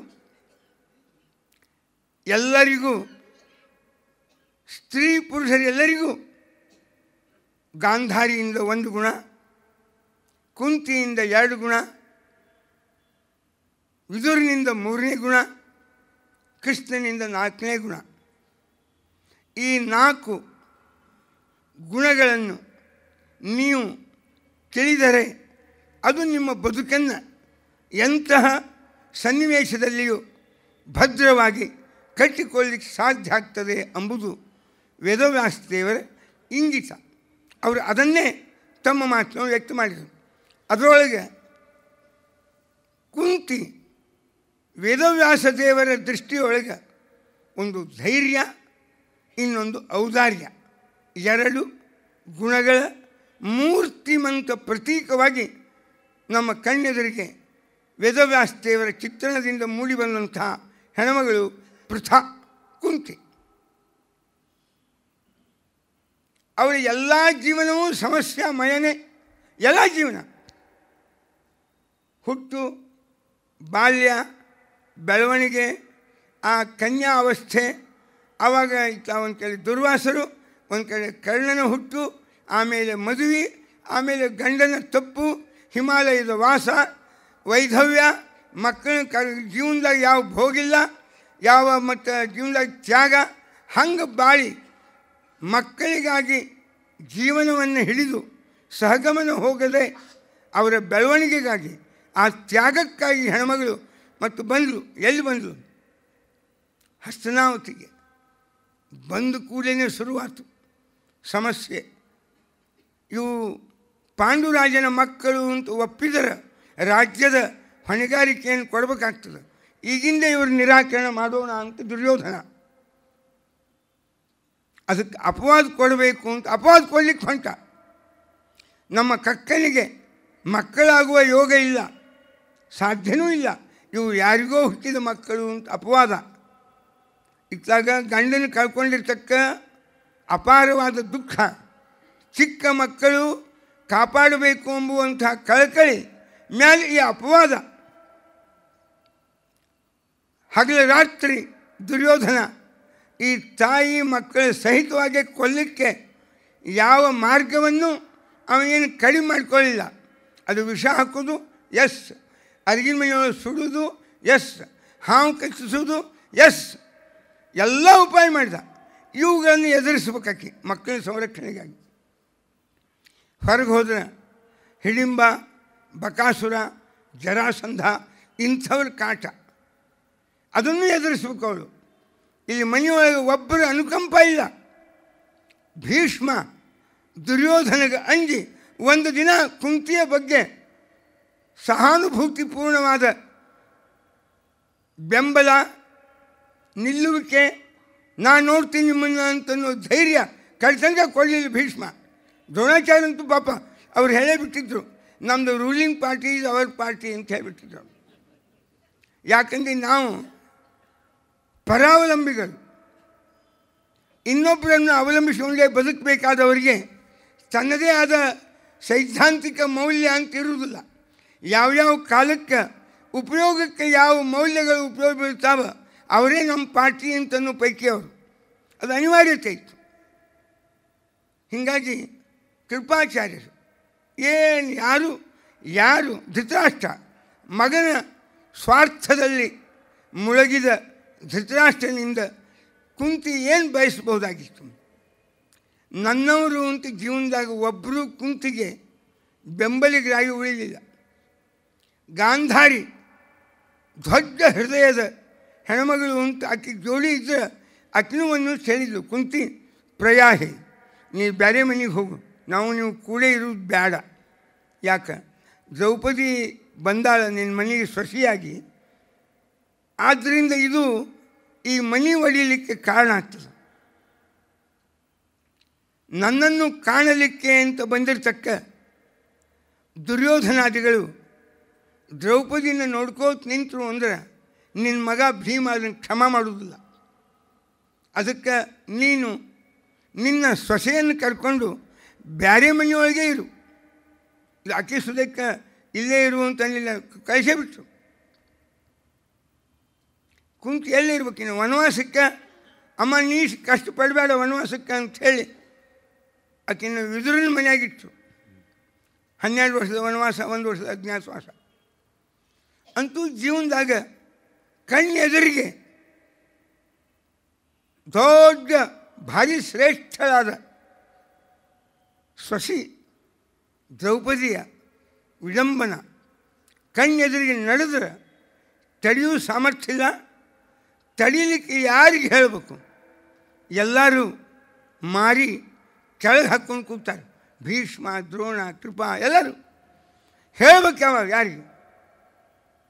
ಇದು ಇನ್ನೂ ಎಷ್ಟು ಜಗಳದ 62 ವರ್ಷ ಸ್ವಾತಂತ್ರ್ಯ ಬಂದು ಮಹಿಳೆಯರಿಗೆ ಮೀಸಲಾತಿ ಕೊಡಬೇಕು ಕೊಡಬಾರ್ದು, ಚರ್ಚೆನೇ ಚರ್ಚೆ, ಹೌದಲ್ಲ? ಈ ಸರ್ತಿ ಪಾರ್ಲಿಮೆಂಟ್ನಾಗಲಿಲ್ಲ, ಮುಂದಿನ ಪಾರ್ಲಿಮೆಂಟ್ನಲ್ಲಿ ವಿಚಾರ ಮಾಡ್ತೀವಿ. ಈಗ ಹಂಗೆ ಖೋ ಕೊಡ್ಕೊತೇ ಬಂದಾರೆ ಎಲ್ಲರೂ. ಹಿಂಗೆ ಖೋ ಕೊಡುವುದೇ ಮುಂದದು. ಖೋ ಆಟದಾಗ ಖೋ ಕೊಡೋದ ಒಬ್ಬರು ಮುಂದೆ ಅವ್ರಿಗೆ. ಕಡಿತನಕ ಒಬ್ಬರು ಮೀಸಲಾತಿ ಕೊಡ್ಲಿಕ್ಕೆ ತಯಾರಿಲ್ಲ. ಎಲ್ಲಿ ಹೆಣ್ಮಕ್ಳು ಮುಂದೆ ಬಂದರೆ ನಮ್ಮ ಗಂಡಸರ ಸ್ಥಾನ ಹೋಗ್ತದೋ ಅಂತ ಗಂಡಸರಿಗೆ ಯಾವಾಗಲೂ ಭಯ. ಇವೆಲ್ಲ ಯಾವುದೇ ಒಂದು ಸ್ತ್ರೀ ಪರವಾಗಿ ನೀವು ಪುರುಷರೇ ಚಿಂತನೆ ಮಾಡಿರಿ.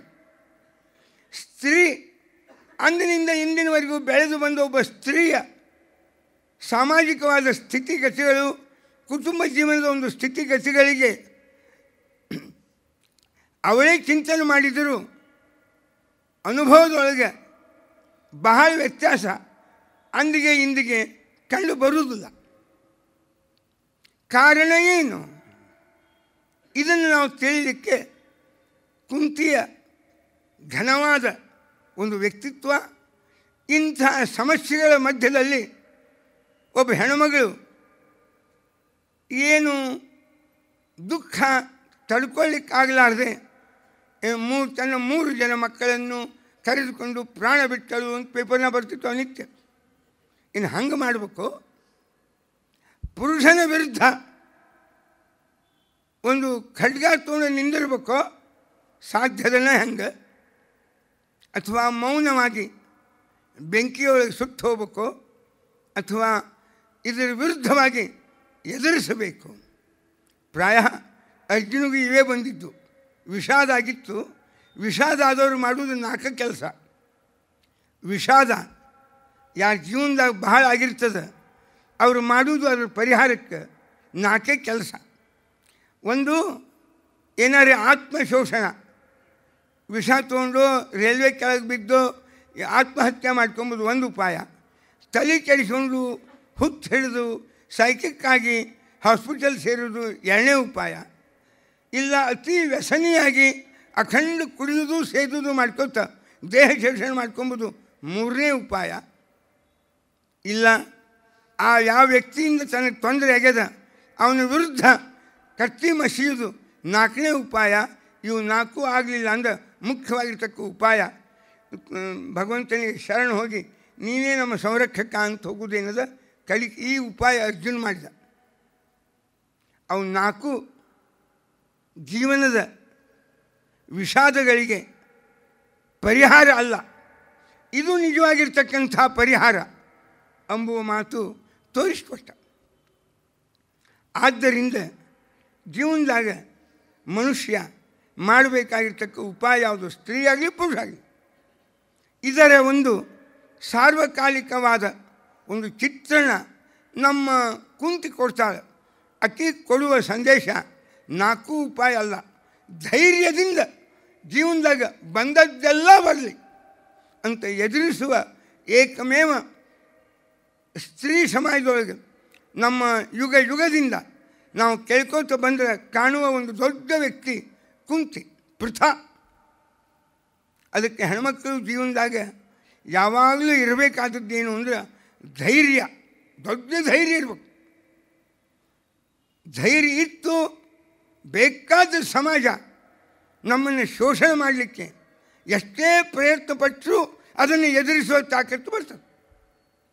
ಇದು ಸ್ತ್ರೀಯರಿಗೆ ಸಾರ್ವಕಾಲಿಕವಾಗಿ ಕುಂತಿ ತನ್ನ ಮೌಲ್ಯ ಬಿಡಬೇಕು ಅಂತ ಅರ್ಥ ಅಲ್ಲ, ಅದರ ಧೈರ್ಯವನ್ನು ಎಂದಿಗೂ ಕಳ್ಕೋಬೇಕು ಅಂತ ಅರ್ಥ ಅಲ್ಲ. ತನ್ನ ಜೀವನದ ಆದರ್ಶ ಪಾವಿತ್ರ್ಯ ಇಟ್ಟುಕೊಂಡು ಧೈರ್ಯದಿಂದ ಬಾಳ್ಬೇಕು ಜೀವನದಾಗ. ಇದು ಕುಂತಿ ಅವಳ ಚರಿತ್ರೆಯ ಒಂದು ವಿಶ್ಲೇಷಣೆಯ ಹಿನ್ನೆಲೆಯೊಳಗೆ ನಾವು ಕಾಣುವ ಗುಣಗಳೇನು ಅಂದರೆ ಇವುಗಳು. ಇದು ಸಮಸ್ಯೆ, ಇದು ಪರಿಹಾರ. ಇವುಗಳ ಹಿನ್ನೆಲೆಯೊಳಗೆ ಕುಂತಿಯ ಜೀವನದ ಮಾತು ಕೃತಿಗಳ ಮೌಲಿಕ ಸಂದೇಶವನ್ನು ನಾವು ನೀವು ಕಾಣಬೇಕಾಗಿದೆ. ಆ ರೀತಿಯಿಂದ ಕುಂತಿ ಅವಳು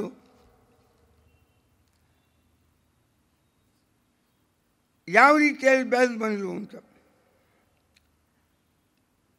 ಸುಖದ ಮುಖ ಕಾಣಲಿಲ್ಲ ನಿಜ, ಆದರೆ ದುಃಖವನ್ನು ಸುಖದೊಳಗೆ ಪರಿವರ್ತನೆ ಮಾಡಿಕೊಂಡಿರ್ತಕ್ಕ ಹೆಣ್ಮಗಳು ಕುಂತಿ.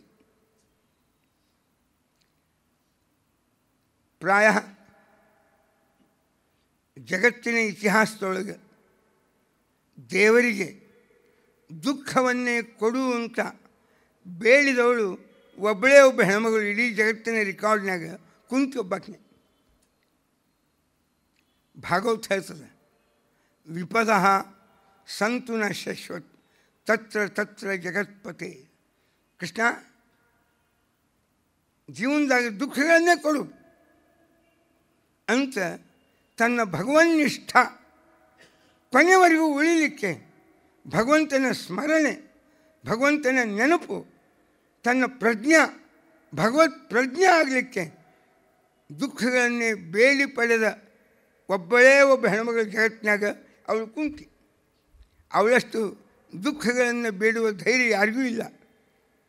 ಇದು ಇಲ್ಲ ಎಂಬುದು ಒಂದು ನಾಟಕ ಓದ್ತಿದ್ದೆ ನಾನು. ಒಬ್ಬ ಜ್ಞಾನಪೀಠ ಪುರಸ್ಕಾರದ ಒಬ್ಬ ವ್ಯಕ್ತಿ ಬರೆದಿದ್ದ ಒಂದು ನಾಟಕ, ಯಾವಾಗ 30 ವರ್ಷದ ಹಿಂದೆ ನೋಡಿದ್ದು ನಾನು. ಯಯಾತಿ ಅಂತ ನಾಟಕ. ಸುಮ್ಮನೆ ಭಾಳ ಹೇಳಬಾರ್ದು, ಇಲ್ಲಿ ಹೇಳ್ತಾನೆ, ಚೂರು ಹೇಳ್ತಾನೆ.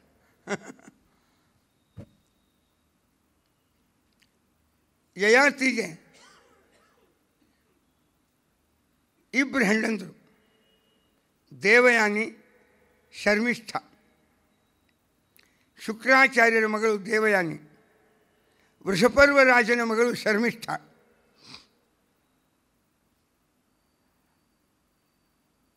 ದೇವಯಾನಿಯ ಮಗ ಯದು, ತುರ್ವಸು. ಶರ್ಮಿಷ್ಠೆಯ ಮಕ್ಕಳು ದ್ರುಹ್ಯ, ಆನು, ಪೂರು ಅಂತ. ಯಯಾತಿಗೆ ಮಾವ ಶಾಪ ಕೊಟ್ಟ, ಶುಕ್ರಾಚಾರ್ಯ, ನಿನಗೆ ಮುಪ್ಪು ಬರಲಿ, ತಾರುಣ್ಯ ಹೋಗಲಿ ಅಂತ. ಅವ 5 ಮಕ್ಕಳನ್ನು ಕೇಳಿದ, ನನ್ನ ವೃದ್ಧಾಪ್ಯ ನೀವು ಯಾರಾದರೂ ತೋಳ್ರಿ, ನಿಮ್ಮ ತಾರುಣ್ಯ ನನಗೆ ಕೊಡ್ರಿ, ನಾನು ಕೆಲವು ದಿನ ಸಂಸಾರವನ್ನು ಅನುಭವ ಮಾಡಿ ನಿಮಗೆ ನಿಮ್ಮ ತಾರುಣ್ಯ ಕೊಡ್ತೀನಿ, ನನ್ನ ಮುಪ್ಪಿನ ತನ ವೃದ್ಧಾಪ್ಯ ನಾನು ಪಡೀತೀನಿ ಅಂತ ಹೇಳಿದ. 4 ಜನ ಮಕ್ಕಳು ಒಪ್ಪಲಿಲ್ಲ.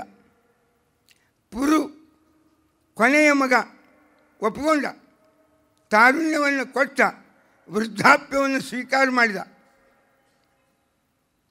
ಹಣ್ಣು ಮುದುಕ ಮಗ, ಕೈಯೊಳಗೆ ಕೋಲು ಹಿಡ್ಕೊಂಡು ನಡೆಯುವಂಥ ಮುಪ್ಪಿನ ಮುದುಕ ಮಗ, ತಾರುಣ್ಯದಿಂದ ಬೀಗುವ ತಂದೆ ಯಯಾತಿ. ಏನು ವಿಡಂಬನೆ ಇರ್ತದೆ ನೋಡ್ರಿ ಸಾಹಿತ್ಯ. ಅಲ್ಲೇ ಈ ಪುರು ತನ್ನ ಮನೆಗೆ ಬರ್ತಾನೆ. ಆ ಪುರುವಿನ ಹೆಂಗಸಿಗೆ ಒಬ್ಬ ಗೆಳತಿರ್ತಾಳೆ, ಚಿತ್ರಲೇಖ ಅಂತ. ಅಕ್ಕಿ ಬೈತಿರ್ತಾಳೆ, ನೋಡು ಹಣ್ಣು ಮುದುಕಾಗಿ ಮನೆಗೆ ನಿನ್ನ ಗಂಡು ಬರ್ತಾನೆ, ಬಹಳ ಭಕ್ತಿಯಿಂದ ಅವನನ್ನು ಸ್ವಾಗತ ಮಾಡಿ ಸೇವಾ ಮಾಡಲಿಕ್ಕೆ ಹೋಗಬೇಡ. ಜೀವನದಾಗ ಅಂಥ ತರುಣ ಮಗನನ್ನು ಮುದುಕನ್ನು ಮಾಡುವಂಥ ಹಂಬಲ ಹೆಂಗಿರ್ತದೆ ನೋಡು ಆ ತಂದೆಗೆ. ಅಲ್ಲ, ನೀ ಇದನ್ನು ಒಪ್ಪಿದಿ ಅಂದರೆ ಆ ಮುಪ್ಪಿನ ಗಂಡನನ್ನು ನೀನು ಸೇವೆ ಮಾಡಬೇಕಾಗ್ತದೆ. ಜೀವನದಾಗ ದುಃಖಗಳನ್ನು, ಕಷ್ಟಗಳನ್ನು ಭಾಳ ಅನುಭವಿಸ್ಬಾರ್ದು. ಅದರ ಅನುಭವನೇ ಬಹಳ ಆಯ್ತು ಅಂದರೆ ಅದೇ ಒಂದು ವ್ಯಸನ ಆಗ್ತದೆ ನಾಳೆ. ಅದು ಇಲ್ಲದೆ ನಮ್ಮ ಜೀವನ ಮುಂದುವರಿಯುವುದೇ ಇಲ್ಲ. ವ್ಯಸನ ಅಂದರೆ ಏನು? ಯಾವುದು ಇದ್ದಿದ್ದಿಲ್ಲ ಅಂದರೆ ನಮ್ಮ ಬದುಕು ಮುಂದುವರಿಲಿಕ್ಕೆ ಸಾಧ್ಯ ಇಲ್ಲ. ಯಾವಾಗಲೂ ಯಾವುದು ಬೇಕು ಅಂತ ಅನ್ನಿಸ್ತದೆ, ಅದೇ ವ್ಯಸನ. ಹಂಗೆ ದುಃಖದ ಅನುಭವ, ತಾಳ್ಮೆ, ಅದು ಒಂದು ವ್ಯಸನ ಆಗ್ತದೆ ನಾಳೆ. ಹಂಗೆ ಮಾಡಬೇಡ ಅಂತ. ಈಗ ಕೆಲವು ವ್ಯಸನ ಇರ್ತಾವೆ. 5 ಮಿನಿಟ್ಗೆ ಒಂದು ಬಾಯಾಗ ಅಗ್ನಿ ಹೋಗ್ತಾ ಇಟ್ಕೋತಾರೆ, ಇನ್ಯಾರೋ ಡಬ್ಬಿ ಬಡಿತಿರ್ತಾರೆ, ಇನ್ಯಾರೋ ಏನೋ ಕುಳಿತಿರ್ತಾರೆ, ಇನ್ಯಾರೋ ಸೇರ್ತಿರ್ತಾರೆ, ಇನ್ಯಾರೋ ಗುಟ್ಕ ಹಾಕ್ತಾರೆ. ಏನೋ ವೈವಿಧ್ಯಮಯ ಅದರದ್ದು ಪ್ರಪಂಚ. ಆ ವ್ಯಸನ ಪ್ರಪಂಚನೂ ವೈವಿಧ್ಯಮಯ. ಯಾರು ಹಾವು ಕಳಿಸಿ ಹೋಗ್ತಾರಂತೆ, ಯಾವ ಡ್ರಗ್ಸ್ ತೋರ್ತಾವೆ, ಏನೋ ಅದು ಪ್ರಪಂಚನೇ ಭಾಳ ದೊಡ್ಡದು ಅದ್ರದ್ದು. ಅದಕ್ಕೆ ದುಃಖ ಸಹನ ಮಾಡ್ಕೊಂಬುದು, ಒಂದು ವ್ಯಸನ ಮಾಡ್ಕೋಬೇಡ ಅಂತ ಭಾಳ ಚಂದ. ಅಂದರೆ ಏನು, ಜೀವನದಾಗ ಯಾರೂ ಕಷ್ಟವನ್ನು ಹಂಗಾರೆ ಏನು ಮಾಡಂತಿ, ಹೊರಗೆ ಹಾಕೋಣ ಅಂತ. ಹಂಗಾರೆ ದುಃಖ ಬೇಡ ಅನ್ನೋ ದೃಷ್ಟಿಯಿಂದ ಮಾನವೀಯ ಮೌಲ್ಯಗಳನ್ನು ತುಳಿದು ಗಂಡಿಗೆ ಮುಪ್ಪುತನ ಬಂದದಂತೂ ಒದ್ದು ಹೊರಗೆ ಹಾಕೋದೇ ಹಂಗೆ. ಜಡ್ಡಾಗ್ಯದ ಅಂಥೇಳಿ ಅವನನ್ನು ಬಿಟ್ಟು ಎಲ್ಲರೇ ಒಂದು ವೃದ್ಧಾಶ್ರಮದಾಗೂ ಹಾಸ್ಪಿಟಲ್ನಾಗ ಒಗೆದು ಇನ್ನೊಬ್ಬ ಗಂಡನ ಜೋಡಿ ಮದುವೆ ಮಾಡ್ಕೊಂಡು ಹೋಗುವ ಈ ಹೊಸ 50-60 ವರ್ಷದ ಸ್ವಾತಂತ್ರ್ಯೋತ್ತರದಲ್ಲಿ ನಮ್ಮ ಮೇಲಾಗಿರ್ತಕ್ಕ ಮಾನಸಿಕವಾದ ಕೆಲವು ಪ್ರಭಾವ ಪರಿಣಾಮಗಳಿಂದ ಇದು ಆ ಕಾರ್ನಾಡಿನ ನಾಟಕದಾಗ ಮೂಡಿ ಬಂತಿದೆ. ಭಾಳ ದುಃಖ ಸಹನ ಮಾಡ್ಕೋಬೇಡ ಅಂತ. ಅವರು ಹಂಗೆ ನೆಗೆಟಿವ್ ಆಗಿ ನೋಡಿದರು ದುಃಖದ ಸಹನತೆ. ಸ್ತ್ರೀ ಜೀವನದಾಗ ಅದರದ್ದು ಈ ಪರಿಣಾಮದಿಂದ ನೋಡಿದರು. ಕುಂತಿ ಪಾಸಿಟಿವ್ ಆಗಿ ನೋಡಿದರು. ಇದು ಜೀವನದಾಗ ಬೇಕಾಗಿದೆ ನಮಗೆ. ನಾವು ಯಾವುದೂ ನೆಗೆಟಿವ್ ಆಗಿ ನೋಡುವುದಲ್ಲ, ನಕಾರಾತ್ಮಕವಾಗಿ ನೋಡುವುದಲ್ಲ, ಅದನ್ನು ಸಕಾರಾತ್ಮಕವಾಗಿ ನೋಡಬೇಕು. ಕುಂತಿ ಏನಂದ್ರು, ಇಂಥದ್ದೇ ದುಃಖ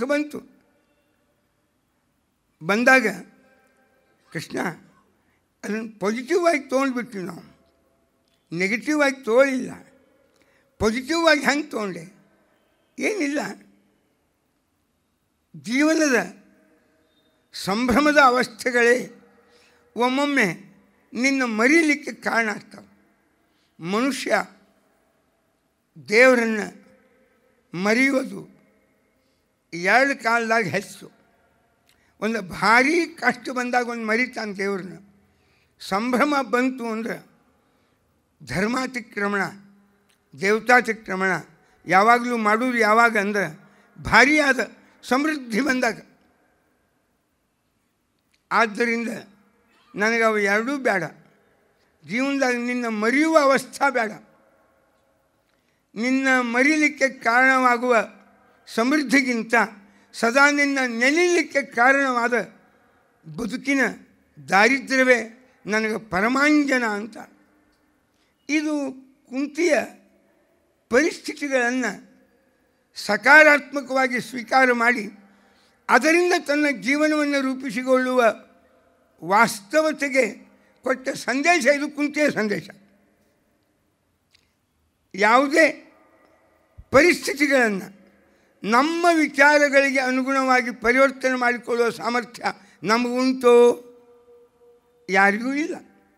ಹಾಗಾದ್ರೆ ವಾಸ್ತವತೆ ಏನು ಅಂತ ಅರ್ಥ ಮಾಡಿಕೊಂಡಾಗ ಅದನ್ನು ಆ ಪರಿಸ್ಥಿತಿಗಳ ಮೂಲಕ ವಿಕೃತಿಯನ್ನು ಅನುಭವಿಸುವುದಕ್ಕಿಂತ, ಉದ್ವೇಗಕ್ಕೆ ಒಳಗಾಗೋದಕ್ಕಿಂತ ಜೀವನದ ಒಂದು ಒಳ್ಳೆಯ ಬದುಕಿಗೆ ಪರಿಸ್ಥಿತಿಗಳನ್ನು ಹೊಂದಿಸಿಕೊಂಡು ಹೋಗುವುದು, ಇದು ತಾಳ್ಮೆ, ಇದು ಸಹನಶೀಲತೆ ಎಂಬುವ ದೃಷ್ಟಿಯಿಂದ ಕುಂತಿ ಎಲ್ಲ ನೆಗೆಟಿವ್ ಅಂದರೆ ವಿರೋಧಾತ್ಮಕವಾದ ಭಾವನೆಗಳನ್ನು ಸಕಾರಾತ್ಮಕವಾಗಿ ಜೀವನದ ಬೆಳವಣಿಗೆಗೆ ಸ್ವೀಕಾರ ಮಾಡಿ ನಿಮ್ಮೆಲ್ಲರ ಎದುರಿಗೆ ಒಂದು ಆದರ್ಶ, ಒಂದು ಮೌಲ್ಯವನ್ನು ಸ್ಥಾಪನೆ ಮಾಡ್ತಾಳೆ.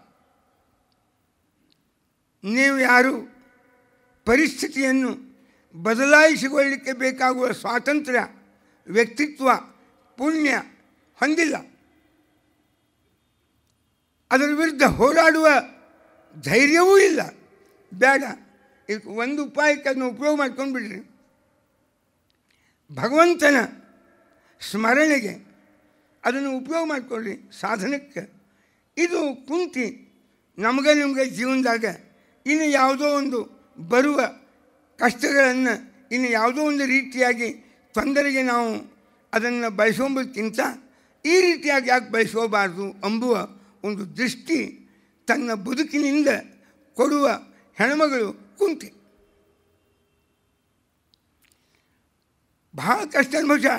ಒಂದೊಂದೇ ಚೊಚ್ಚಲ ಗಂಡಸ ಮಗ ಅದನ್ನು ನೋಡ್ತಾ ಕಣ್ಣೆರಿಗೆ ಹುಟ್ಟಿದ ಮಗುವನ್ನು ನೀರಿನಾಗಿ ತೇಲ್ಬಿಡುವಂತಹ ಅನಿವಾರ್ಯತೆ ಯಾವುದಾದ್ರು ಹೆಣ್ಮಕ್ಳಿಗೆ ಬರ್ತದೆ. ಹಂಗೆ ಚೊಚ್ಚಲ ಗಂಡಸ ಮಗನ ಮುಂದವ ಬೆಳೆದು ಪರಾಕ್ರಮಿಯಾದ, ಭಾಳ ದೊಡ್ಡವನಾದ. ನೋಡಿದರೂ ತನ್ನದೇ ಆದ ಇಬ್ಬರು ಮಕ್ಕಳಲ್ಲಿ ಜಗಳ ನಡೀತಾ ಇದ್ದರು ಜಾತೀಯತೆಯಿಂದ. ಅದು ತಂದೆ ತಾಯಿ ಯಾರು ಅಂತ ಹೇಳ್ಕೊತಾವು. ತನ್ನ ಮಕ್ಕಳು ತನ್ನದೇ ಆದ ಇನ್ನೊಬ್ಬ ಮಗುವನ್ನು ನಿಮ್ಮ ಅವ್ವ ಅಪ್ಪ ಯಾರು ಹೇಳು ಅಂತ ಕೇಳಿ ಹೇಳ್ತಾರೆ. ನಾನು ಅವ್ರ ತಾಯಿ, ಅವನ ತಾಯಿ ಅಂತ ಎದ್ದು ಹೋಗಿ ಹೇಳು ಹಂಗೂ ಇಲ್ಲ, ಕೊಡು ಹಂಗೂ ಇಲ್ಲ, ಜಗಳ ನೋಡು ಹಂಗೂ ಇಲ್ಲ, ಅದನ್ನು ಬಗೆಹರಿಸುವ ಹಂಗೂ ಇಲ್ಲ. ಇದು ಈ ತಳಮಳ ಅಂತಾರೆ ಮರಾಠಿ ಶಬ್ದ. ಆಕೆ ಏನು ತಳಮಳ ಆಗಿರ್ಬೇಕಲ್ಲ ಒಳಗೆ ಕುಂತಿಗೆ ಜೀವನದಾಗ. ಇದನ್ನು ಒಬ್ಬ ಸ್ತ್ರೀಯಾಗಿ ಅನುಭವಿಸ್ಬೇಕದು.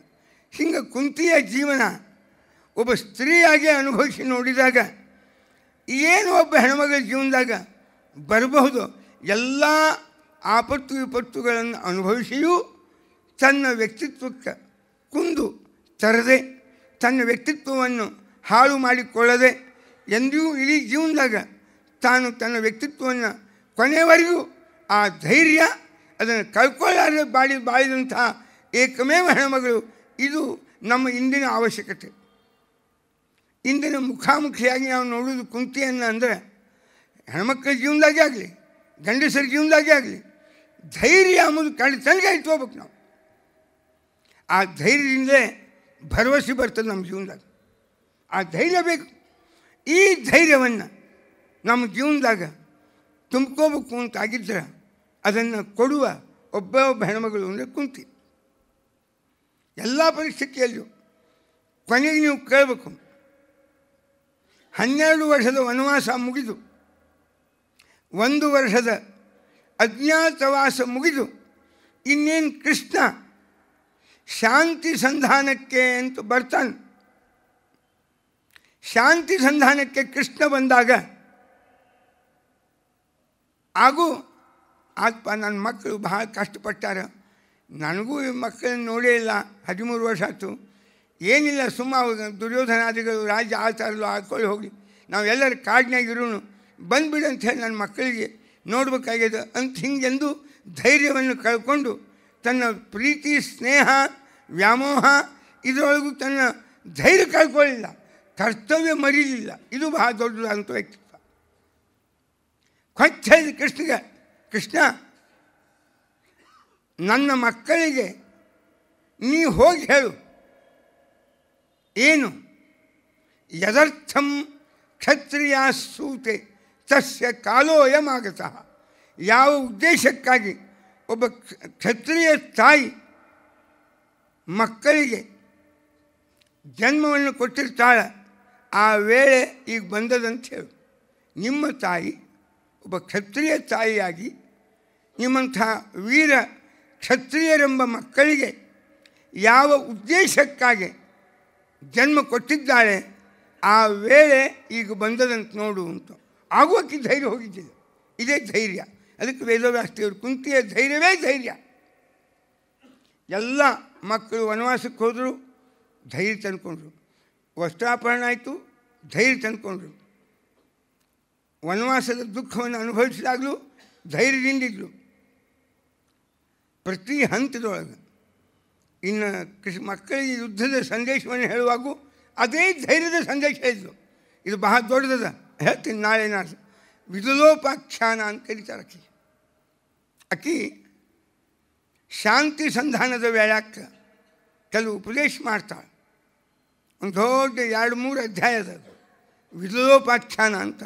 ಒಬ್ಬ ವಿದುಲ ಅಂಬುವ ಹೆಣ್ಮಗಳ ಕಥೆ. ಏನೊಂದು ವೀರಾವೇಶ, ಪ್ರತಿಯೊಬ್ಬರ ಜೀವನದಾಗ ಒಂದು ಧೈರ್ಯ, ಒಂದು ಕರ್ತವ್ಯದ ಬಗ್ಗೆ ನಿಷ್ಠಾ ಹುಟ್ಟಿಸೋದು ಆ ಭಕ್ತಿ. ಅಂದಾಕ್ಷಣ ಕುಂತಿ ಆಕೆಗೆ ರಾಜಕೀಯವಾದ ವೈಚಾರಿಕತೆ ಇರಲಿಲ್ಲ ಅಂತ ಯಾರೂ ತಿಳ್ಕೋಬೇಡ್ದು. ಅತಿ ಪ್ರಬುದ್ಧ ರಾಜಕೀಯವಾಗಿರ್ತಕ್ಕ ವಿಶ್ಲೇಷಣೆಯನ್ನು ಮಾಡುವ ಏಕಮೇವ ಹೆಣ್ಮಗಳು ಅಂದರೆ ಕುಂತಿ. ಅವಳದೊಂದು ಉಪದೇಶದ ಭಾಳ ಮಹತ್ವವಾಕ್ಯವು. ಕಾಲೋ ವಾ ಕಾರಣಂ ರಾಜ್ಞಃ ರಾಜಾ ವಾ ಕಾಲಕಾರಣಂ ಇತಿತೆ ಸಂಶಯೋ ಮಾಭೂತ್ ರಾಜ ಕಾಲಸ್ಯ ಕಾರಣಂ. ಇದು ಕುಂತಿಯ ಸಿದ್ಧಾಂತ.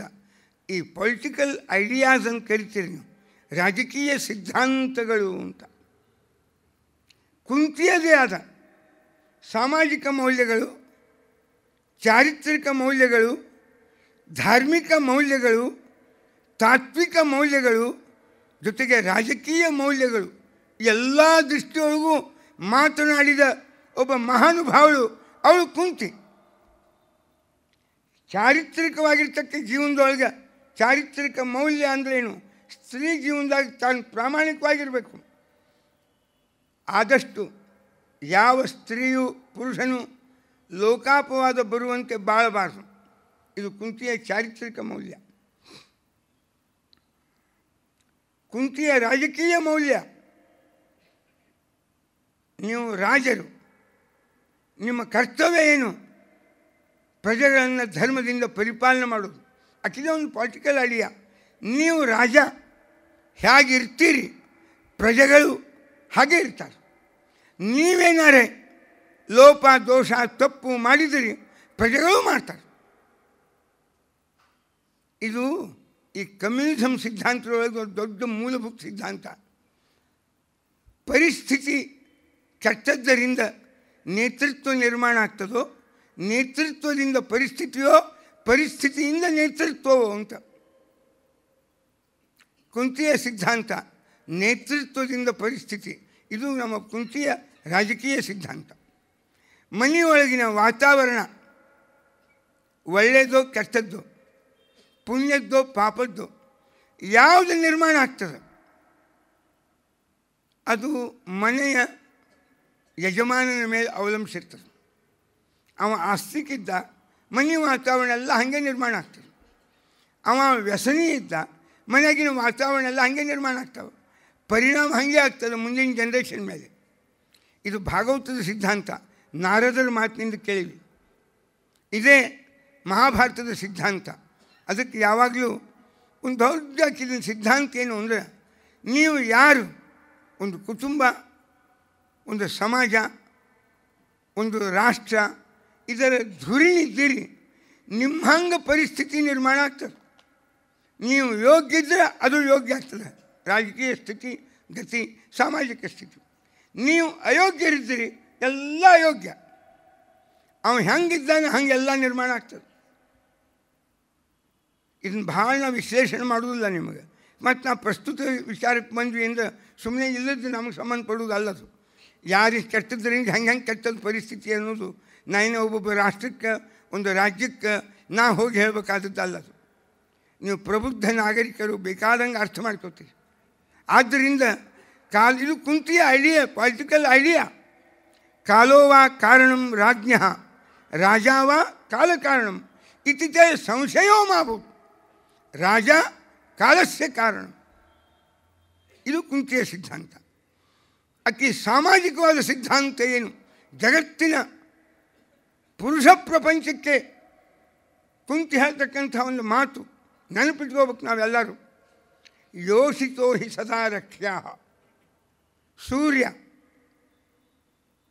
ಮಗನಾಗಿ ಹುಟ್ಟಲಿಕ್ಕೆ ಬಂದಾಗ ಕರ್ಣ ಹುಟ್ಟುವಕ್ಕಿಂತ ಮೊದಲು ಸೂರ್ಯನಿಗೆ ಕುಂತಿ ಹೇಳುವ ಮಾತಿದು.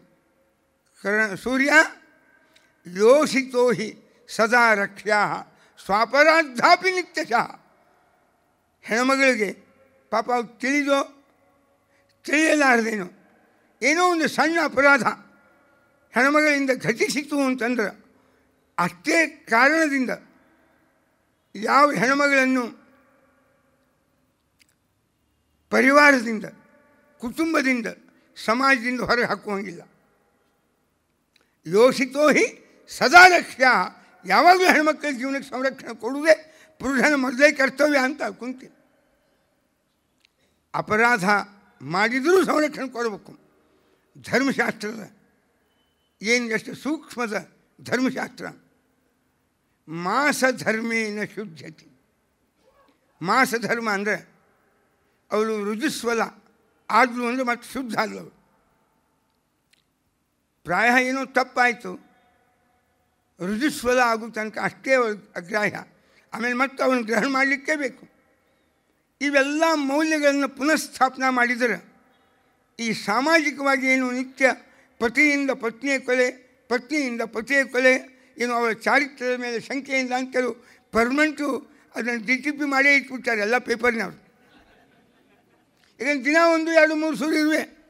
ಕೆಲವೇನು ಅಂದರೆ ಇವತ್ತು ನೀರು ಪೂರೈಕೆಯಲ್ಲಿ ವ್ಯತ್ಯಯ, ಇದು ಫಿಕ್ಸಡ್. ಇದು 20-30 ವರ್ಷದಿಂದ DTP ಮಾಡಿಟ್ಟಾರೆ. ಅದನ್ನು ಇನ್ನು ನೀರು ಪೂರೈಕೆಯಲ್ಲಿ ವ್ಯತ್ಯಯ, ಏನು ಅಂದರೆ ವಿದ್ಯುತ್ ವ್ಯತ್ಯಯ, ನಾಳೆ ವಿದ್ಯುತ್ತಿನ ವ್ಯತ್ಯಯ, ಹೀಗೆ ಕೆಲವು ಫಿಕ್ಸಡ್ ಇರ್ತಾವೆ. ಹಾಗೆ ದಿನ ಪೇಪರ್ನಾಗ ಜಗತ್ತಿನ ಎಲ್ಲ ಸಾಮಾಜಿಕವಾದ ಇವೇನು ಅಪನಂಬಿಕೆಗಳು ಅಥವಾ ಏನೋ ಒಂದು ಜೀವನದೊಳಗೆ ಒಂಚೂರು ವ್ಯತ್ಯಾಸ ನಡೀತಾವೆ, ಇವು ಎಲ್ಲದಕ್ಕೂ ಕುಂತು ಪರಿಹಾರ ಕೊಟ್ಟ. ಅದು ಬೇಕಾಗಿತ್ತು ನಮಗೆ. ಯೋಷಿತೋ ಹಿ ಸದಾ ರಕ್ಷ್ಯಾ ಸ್ವಾಪರಾಧಾಪಿ. ಏನೋ ಒಂದು ಸಣ್ಣ ಅಪರಾಧ ಆಗ್ಯದ, ಅದರಿಂದ ಮತ್ತು ನೀವು ಪುರುಷರಿಗೆ ಬೇಕಾದ ಅಪರಾಧ ಮಾಡಿದರೆ ನಿಮಗೆ ಸಮಾಜ ಸಂರಕ್ಷಣೆ ಕೊಡಬೇಕು. ಹಾಗೆ ಹೆಣ್ಣಿನ ಜೀವನಕ್ಕೆ ಏನೋ ಒಂದು ಸಣ್ಣ ಅಪರಾಧ ಆದರೆ ಜೀವನಕ್ಕೆ ಸಂರಕ್ಷಣೆ ಇಲ್ಲೇನು ಅಂತ ಕೇಳ್ತಾ ಕುಂತೀನಿ. ಸೂರ್ಯನಿಗೆ ಕೇಳಿದ್ದಿದ್ದ, ಅದಕ್ಕೆ ಅವನು ವರ ಕೊಡಬೇಕಾಯ್ತು. ನಿನ್ನ ಕನ್ಯಾತ್ತು ದೂಷಿತ ಆಗೋದಿಲ್ಲ, ಈ ಕಾನೀನಾಗೆ ಉಳಿತಿ ಎಂಬ ವರ ಕೊಡಬೇಕಾಯ್ತು ಸೂರ್ಯ. ಹೀಗೆ ಸ್ತ್ರೀವಾದಿ ಸಂಘಟನಾ ಶಕ್ತಿ ಅಂದರೆ ಕುಂತಿ. ಸ್ತ್ರೀ ಜೀವನಕ್ಕೆ ಅಂದಿನಿಂದಲೂ ಕೂಡ ಒಂದು ಸಂರಕ್ಷಣೆಯನ್ನು ಸಾಮಾಜಿಕವಾಗಿ, ಕೌಟುಂಬಿಕವಾಗಿ, ಧಾರ್ಮಿಕವಾಗಿ ಸ್ತ್ರೀ ಜೀವನಕ್ಕೆ ಒಂದು ಸಂರಕ್ಷಣೆಯನ್ನು ಪ್ರತಿಪಾದನೆ ಮಾಡ್ತಕ್ಕಂಥ ಹೆಣ್ಮಗಳು ಕುಂತಿ. ಜಗತ್ತಿನ ಎಲ್ಲ ವಿಧದ ವಿರುದ್ಧ ಸನ್ನಿವೇಶಗಳನ್ನು ಪರವಾಗಿ ರೂಪಿಸಿಕೊಂಡು ಧೈರ್ಯದಿಂದ ಬದುಕನ್ನು ಬಾಳಬೇಕು ಅಂತ ಜಗತ್ತಿಗೆ ಕಲಿಸಿದ ಮಹಾ ವೀರಾಗ್ರಣಿ ಹೆಣ್ಮಗಳು ಕುಂತಿ. ಕರ್ತವ್ಯವನ್ನು ಮರೆತ ಮಕ್ಕಳಿಗೆ ಒಬ್ಬ ಕ್ಷತ್ರಿಯರಾಗಿ ಮಾಡಬೇಕಾದ ಕರ್ತವ್ಯವನ್ನು ಅವರ ಮನಸ್ಸಿನಾಗ ತುಂಬಿದ ಹೆಣ್ಮಗಳು ಕುಂತಿ. ಮಕ್ಕಳ ಪಾಲನ ಪೋಷಣೆಯಲ್ಲಿ ತಾಯಿಯ ಪಾತ್ರ ಎಷ್ಟು ಗಟ್ಟಿಯಾಗಿರಬೇಕು ಎಂಬುದನ್ನು ಎಲ್ಲ ಸಮಸ್ಯೆಗಳನ್ನು ಎದುರಿಸಿ ತೋರಿಸಿದವಳು ಕುಂತಿ. ಹೆಣ್ಮಕ್ಕಳ ಹೃದಯ ಯಾವಾಗಲೂ ಔದಾರ್ಯದಿಂದ ತುಂಬಿರಬೇಕು. ಅದನ್ನು ಇಡೀ ಜೀವನದಾಗ ಎಲ್ಲರ ಮಕ್ಕಳನ್ನು ತನ್ನ ಮಕ್ಕಳಂತೆ ಕಾಣುವ ಹೃದಯದ ವೈಶಾಲ್ಯವನ್ನು ಪಡೆದ ಒಂದು ದೊಡ್ಡ ಹೆಣ್ಮಗಳು ಅಂದರೆ ಅವಳು ಕುಂತಿ. ತನಗೆ ಅಪಚಾರವನ್ನು ಮಾಡಿದ ಧೃತರಾಷ್ಟ್ರನನ್ನು ಕೊನೆವರೆಗೂ ನನ್ನ ಮಾವ ಅಂತ ಭಾವಿಸಿದವಳು, ಭಾವ ಅಂತ ಭಾವಿಸಲಿಲ್ಲ. ಗಂಡನ ಅಣ್ಣನನ್ನು ಸಂಸ್ಕೃತದೊಳಗೆ ಭಾವ ಅಂತಾರೆ, ಆದರೆ ಕುಂತಿ ಮಾವ ಅಂತ ತಿಳ್ಕೊಂಡಿದ್ದು. ಗಂಡನ ಅಣ್ಣನ ಹೆಂಡತಿಯನ್ನು ಅತ್ತಿಗೆ ಅಂತ ಕರೀತಾರೆ ಕನ್ನಡದಾಗ, ಆದರೆ ಆಕೆಯ ಸಾಕ್ಷಾತ್ ಅತ್ತೆ ಅಂತ ಕಂಡವಳು ಕುಂತಿ. ಸ್ವಚ್ಛ ಮಕ್ಕಳಿಗೆ ಧೃತರಾಷ್ಟ್ರನಿಗೆ ವೈರಾಗ್ಯ ಹುಟ್ಟಿದೆ. ಅವರಿಬ್ಬರು ಸೇವಾ ಮಾಡ್ತೀನಿ, ಅವ್ರು ಯಾರೂ ಮಕ್ಕಳಿಲ್ಲ, 100 ಜನ ಮಕ್ಕಳು ಹೋದರು, ಪರಿವಾರ ಹೋಗ್ಯದ. ಶ್ವಶ್ರು ಶ್ವಶುರಯೋ ಸೇವಾ ನಿವಸಂತಿ ವನೇತ್ವಂ. ಕಾಡಿನಲ್ಲಿ ಅತ್ತೆ ಮಾವಂದರ ಸೇವಾ ಮಾಡ್ಕೋತ ನಾ ಇರ್ತೀನಿ ಇನ್ನು ಅಂತಂದರು. ಧರ್ಮರಾಜಂದ, ಅತ್ತಿ ಮಾವ ನೀ ಮನೆಗೆ ಬರುವಾಗೆ ಹೋಗಿಬಿಟ್ಟಾರೆ, ಅವ್ರು ಹೋದ್ಮೇಲೆ ನೀ ಬಂದು ಈ ಮನೆಗೆ, ಇಲ್ಲೆಲ್ಲಿ ಅತ್ತಿ ಮಾವ ಅಂತ. ಅಲ್ಲಲ್ಲ, ಗಂಡನ ಅಣ್ಣ, ನನಗೆ ಗಂಡನಿಗೆ ಹಿರಿಯ ಅಣ್ಣ ತಂದೆಯ ಸಮಾನ, ಅಣ್ಣನ ಹೆಂಡತಿ ತಾಯಿ ಸಮಾನ. ನನ್ನ ಗಂಡನಿಗೆ ಯಾರು ತಂದೆ ತಾಯಿಗಳು ಸಮಾನರು, ನನ್ನ ಪಾಲಿಯವರು ಅತ್ತಿ ಮಾವ. ಅದಕ್ಕೆ ಶ್ವಶುರಯೋ ಸೇವಾಂ, ಅತ್ತಿ ಮಾವಂದ್ರೆ ಸೇವಾ ಮಾಡ್ತೀನಿ ಅಂತ ಧೃತರಾಷ್ಟ್ರ ಗಾಂಧಾರಿಯರಿಗೆ ಇಷ್ಟಿಡೀ ಜೀವನದಾಗ ಬೇಕಾದ್ದು ಹೊಂಚು ಹಾಕಿದ. ಮಕ್ಕಳನ್ನು ಕೊಲ್ಲಿಕ್ಕೆ ಪ್ರಯತ್ನಪಟ್ಟ, ತನಗೆ ಅಪವಾದವನ್ನು ಕೊಟ್ಟರು, ಬೇಕಾದ ವಿರೋಧ ಮಾಡಿದರು. ಕಣ್ಣುವರೆಗೂ ಆ ದ್ವೇಷ ಒಳಗೆ ಇಟ್ಕೊಳ್ಳಾರದೆ ಆ ಧೃತರಾಷ್ಟ್ರ ಗಾಂಧಾರಿಯರನ್ನು ಒಬ್ಬ ಸೊಸೆಯಂತೆ ಕಾಪಾಡಿದ ಹೃದಯದ ಔದಾರ್ಯವನ್ನು ಹೊಂದಿರತಕ್ಕ ಹೆಣ್ಮಗಳು ಅಂದರೆ ಅವಳು ಕುಂತಿ. ಭಾರತೀಯ ನಾರಿಯ ಆದರ್ಶಗಳ ಮೌಲ್ಯಗಳ ಒಂದು ಪ್ರತಿಮೆಯಾಗಿ ನಮ್ಮ ಕಣ್ಣೆದುರಿಗೆ ಕಾಣುವ ಒಬ್ಬ ಮಹಾನುಭಾವಳು ಅಂದರೆ ಅವಳು ಸಾಕ್ಷಾತ್ ಕುಂತಿ. ಈ ಹಿನ್ನೆಲೆಯೊಳಗೆ ನಾವು ಕುಂತಿಯನ್ನು ಕಾಣಬೇಕು. ಈ ಬರೇ ಮೌಲ್ಯ ಆದರ್ಶದೊಳಗೆ ಹೇಳಿಲ್ಲ, ಬಾಳಿದ್ಲು. ಕಷ್ಟಗಳನ್ನು ಬರೀ ಉಪದೇಶ ಮಾಡಲಿಲ್ಲ ಸಹನ ಮಾಡಿಕೊಳ್ಳಿಕ್ಕೆ, ತಾನು ತಾಳ್ಮೆಯಿಂದ ಸಹನ ಮಾಡಿಕೊಂಡ್ರು. ಇದು ಅವಳ ಥೇರಿ, ಅವಳ ಪ್ರಾಕ್ಟಿಕಲ್ಲು, ಅವಳ ವಿಚಾರ, ಅವಳ ಆಚಾರ ಎರಡೂ ಕೂಡ ಮಹಾಭಾರತದೊಳಗೆ ಅತಿ ಒಂದು ಮುಖ್ಯ ಪಾತ್ರದ ರೂಪದೊಳಗೆ. ಅದಕ್ಕೆ ಗಾಂಧಾರಿ ಮತ್ತು ಕುಂತಿಯರ ಪಾತ್ರ ಇಡೀ ಮಹಾಭಾರತವನ್ನು ತಿಳಿಯಲಿಕ್ಕೆ ಹೊಂಟವರಿಗೆ ಅವು ಪ್ರಮುಖ ಪಾತ್ರಗಳೇ ಹೊರತು ಗೌಣ ಪಾತ್ರಗಳಲ್ಲ. ಅವರೇ ಇದ್ದಿದ್ದಿಲ್ಲ ಇಬ್ಬರು ಅಂದರೆ ಈ ಮಹಾಭಾರತ ನಡೀಲಿಕ್ಕೆ ಏನು ಬೇಕು? ಆ ದುರ್ಯೋಧನಾದಿಗಳು ಇಲ್ಲ, ಆ ಪಾಂಡವರು ಇಲ್ಲ. ಅದಕ್ಕೆ ಎಲ್ಲರಿಗೂ ಎಲ್ಲ ವಿಷಯಗಳು, ಎಲ್ಲ ಕಥೆಗಳು, ಎಲ್ಲ ವಿಚಾರಗಳು, ಈ ಎಲ್ಲ ಸಂಘರ್ಷಗಳಿಗೆ ಅವುಗಳ ಮಧ್ಯದಲ್ಲಿ ಕುಂತಿಯ ಒಂದು ವ್ಯಕ್ತಿತ್ವ ಹೇಗಿತ್ತು ಅನ್ನುವ ಹಿನ್ನೆಲೆಯೊಳಗೆ ನಾವು ಕುಂತಿಯನ್ನು ಕಾಣಬೇಕಾಗಿತ್ತು. ಕುಂತಿ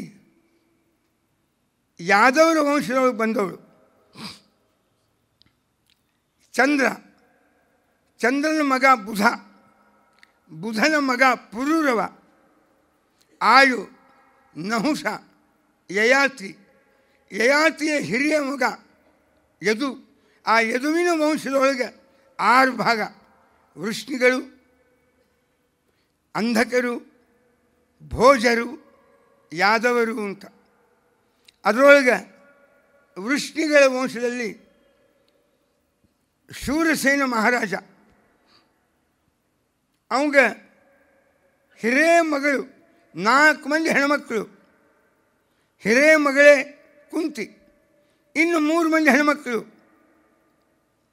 ಶಿಶುಪಾಲನ ತಾಯಿ ಒಬ್ಬಳು, ಕೇಕಯ ರಾಜನ ತಾಯಿ ಒಬ್ಬಳು, ಮಿತ್ರವಿಂದಾದಿಗಳ ತಾಯಿ ಒಬ್ಬಳು. ಹಿಂಗೆ 3 ಜನ ಇವರು, 4 ಜನ ಒಟ್ಟು ಹೆಣ್ಮಕ್ಕಳು, 10 ಜನ ಗಂಡಸು ಮಕ್ಕಳು. ವಸುದೇವ, ಹಿಂಗೆ 14 ಮಂದಿ ಮಕ್ಕಳ ಒಂದು ವಿಶಾಲವಾದ ಕುಟುಂಬದೊಳಗೆ ಬೆಳೆದು ಬಂದಿರತಕ್ಕ ಕುಂತಿ ಸಣ್ಣ ಹೃದಯ ಹೊಂದಿದ್ದಿಲ್ಲ, ದೊಡ್ಡ ಮನಸ್ಸು ಹೊಂದಿದ್ದಕ್ಕೆ. ಯಾರು ಅವಿಭಕ್ತ ಕುಟುಂಬದೊಳಗೆ ಬಾಳಿ ಬೆಳೀತಾರೆ ಅವ್ರ ಮನಸ್ಸು ದೊಡ್ಡದಾಗ್ತದೆ. ಯಾರು ಎಲ್ಲ ವಿಭಕ್ತ ಕುಟುಂಬದೊಳಗೆ ಬೆಳೆದಿರ್ತಾರೆ ನೋಡಿರಿ, ಇಬ್ಬರೇ ಮಾಡ್ಕೊಂಡು ಇಬ್ಬರೇ ತಿನ್ನೋದು, ಅದಕ್ಕೆ ಇನ್ನೊಬ್ರು ಹೆಚ್ಚಿಗೆ ಬರುವಂಗಿಲ್ಲ. ಯಾರ್ಯಾರು ಹಾಗೇನು ಬೆಳೆದಿರ್ತೀವಿ, ನಮಗೆ ದೊಡ್ಡ ಮನಸ್ಸು ಅಂದರೆ ಏನು ಅದೇ ಸಮಸ್ಯೆ ಆಗ್ತದೆ. ನಾವು ನೋಡೇ ಇಲ್ಲ ಅದನ್ನು. ಪ್ಯೂರ್ ತುಪ್ಪ, ಪ್ಯೂರ್ ಹಾಲು ಹೆಂಗೆ ಸಿಗೋದಿಲ್ಲ ಈಗ. ಇವು ಏನು ಸಿಗೋದೆಲ್ಲ ನಂದಿನಿನೇ ಇದೆ, ಎಲ್ಲ ಸ್ವಿಟ್ಜರ್ಲ್ಯಾಂಡದ ಪುಡಿ ಮತ್ತು ಕಾವೇರಿ ನೀರು, ಸ್ವಿಟ್ಜರ್ಲ್ಯಾಂಡದ ಪುಡಿ. ಅದನ್ನು ನಂದಿನಿ ನಂದಿನಿ ಅಂತ ನಾವು ಪಂಚಾಮೃತಕ್ಕೆ ಭಾಳ ಮಡಿಯಿಂದ ಅಭಿಷೇಕಕ್ಕೆ ಉಪಯೋಗ ಮಾಡ್ತೀವಿ.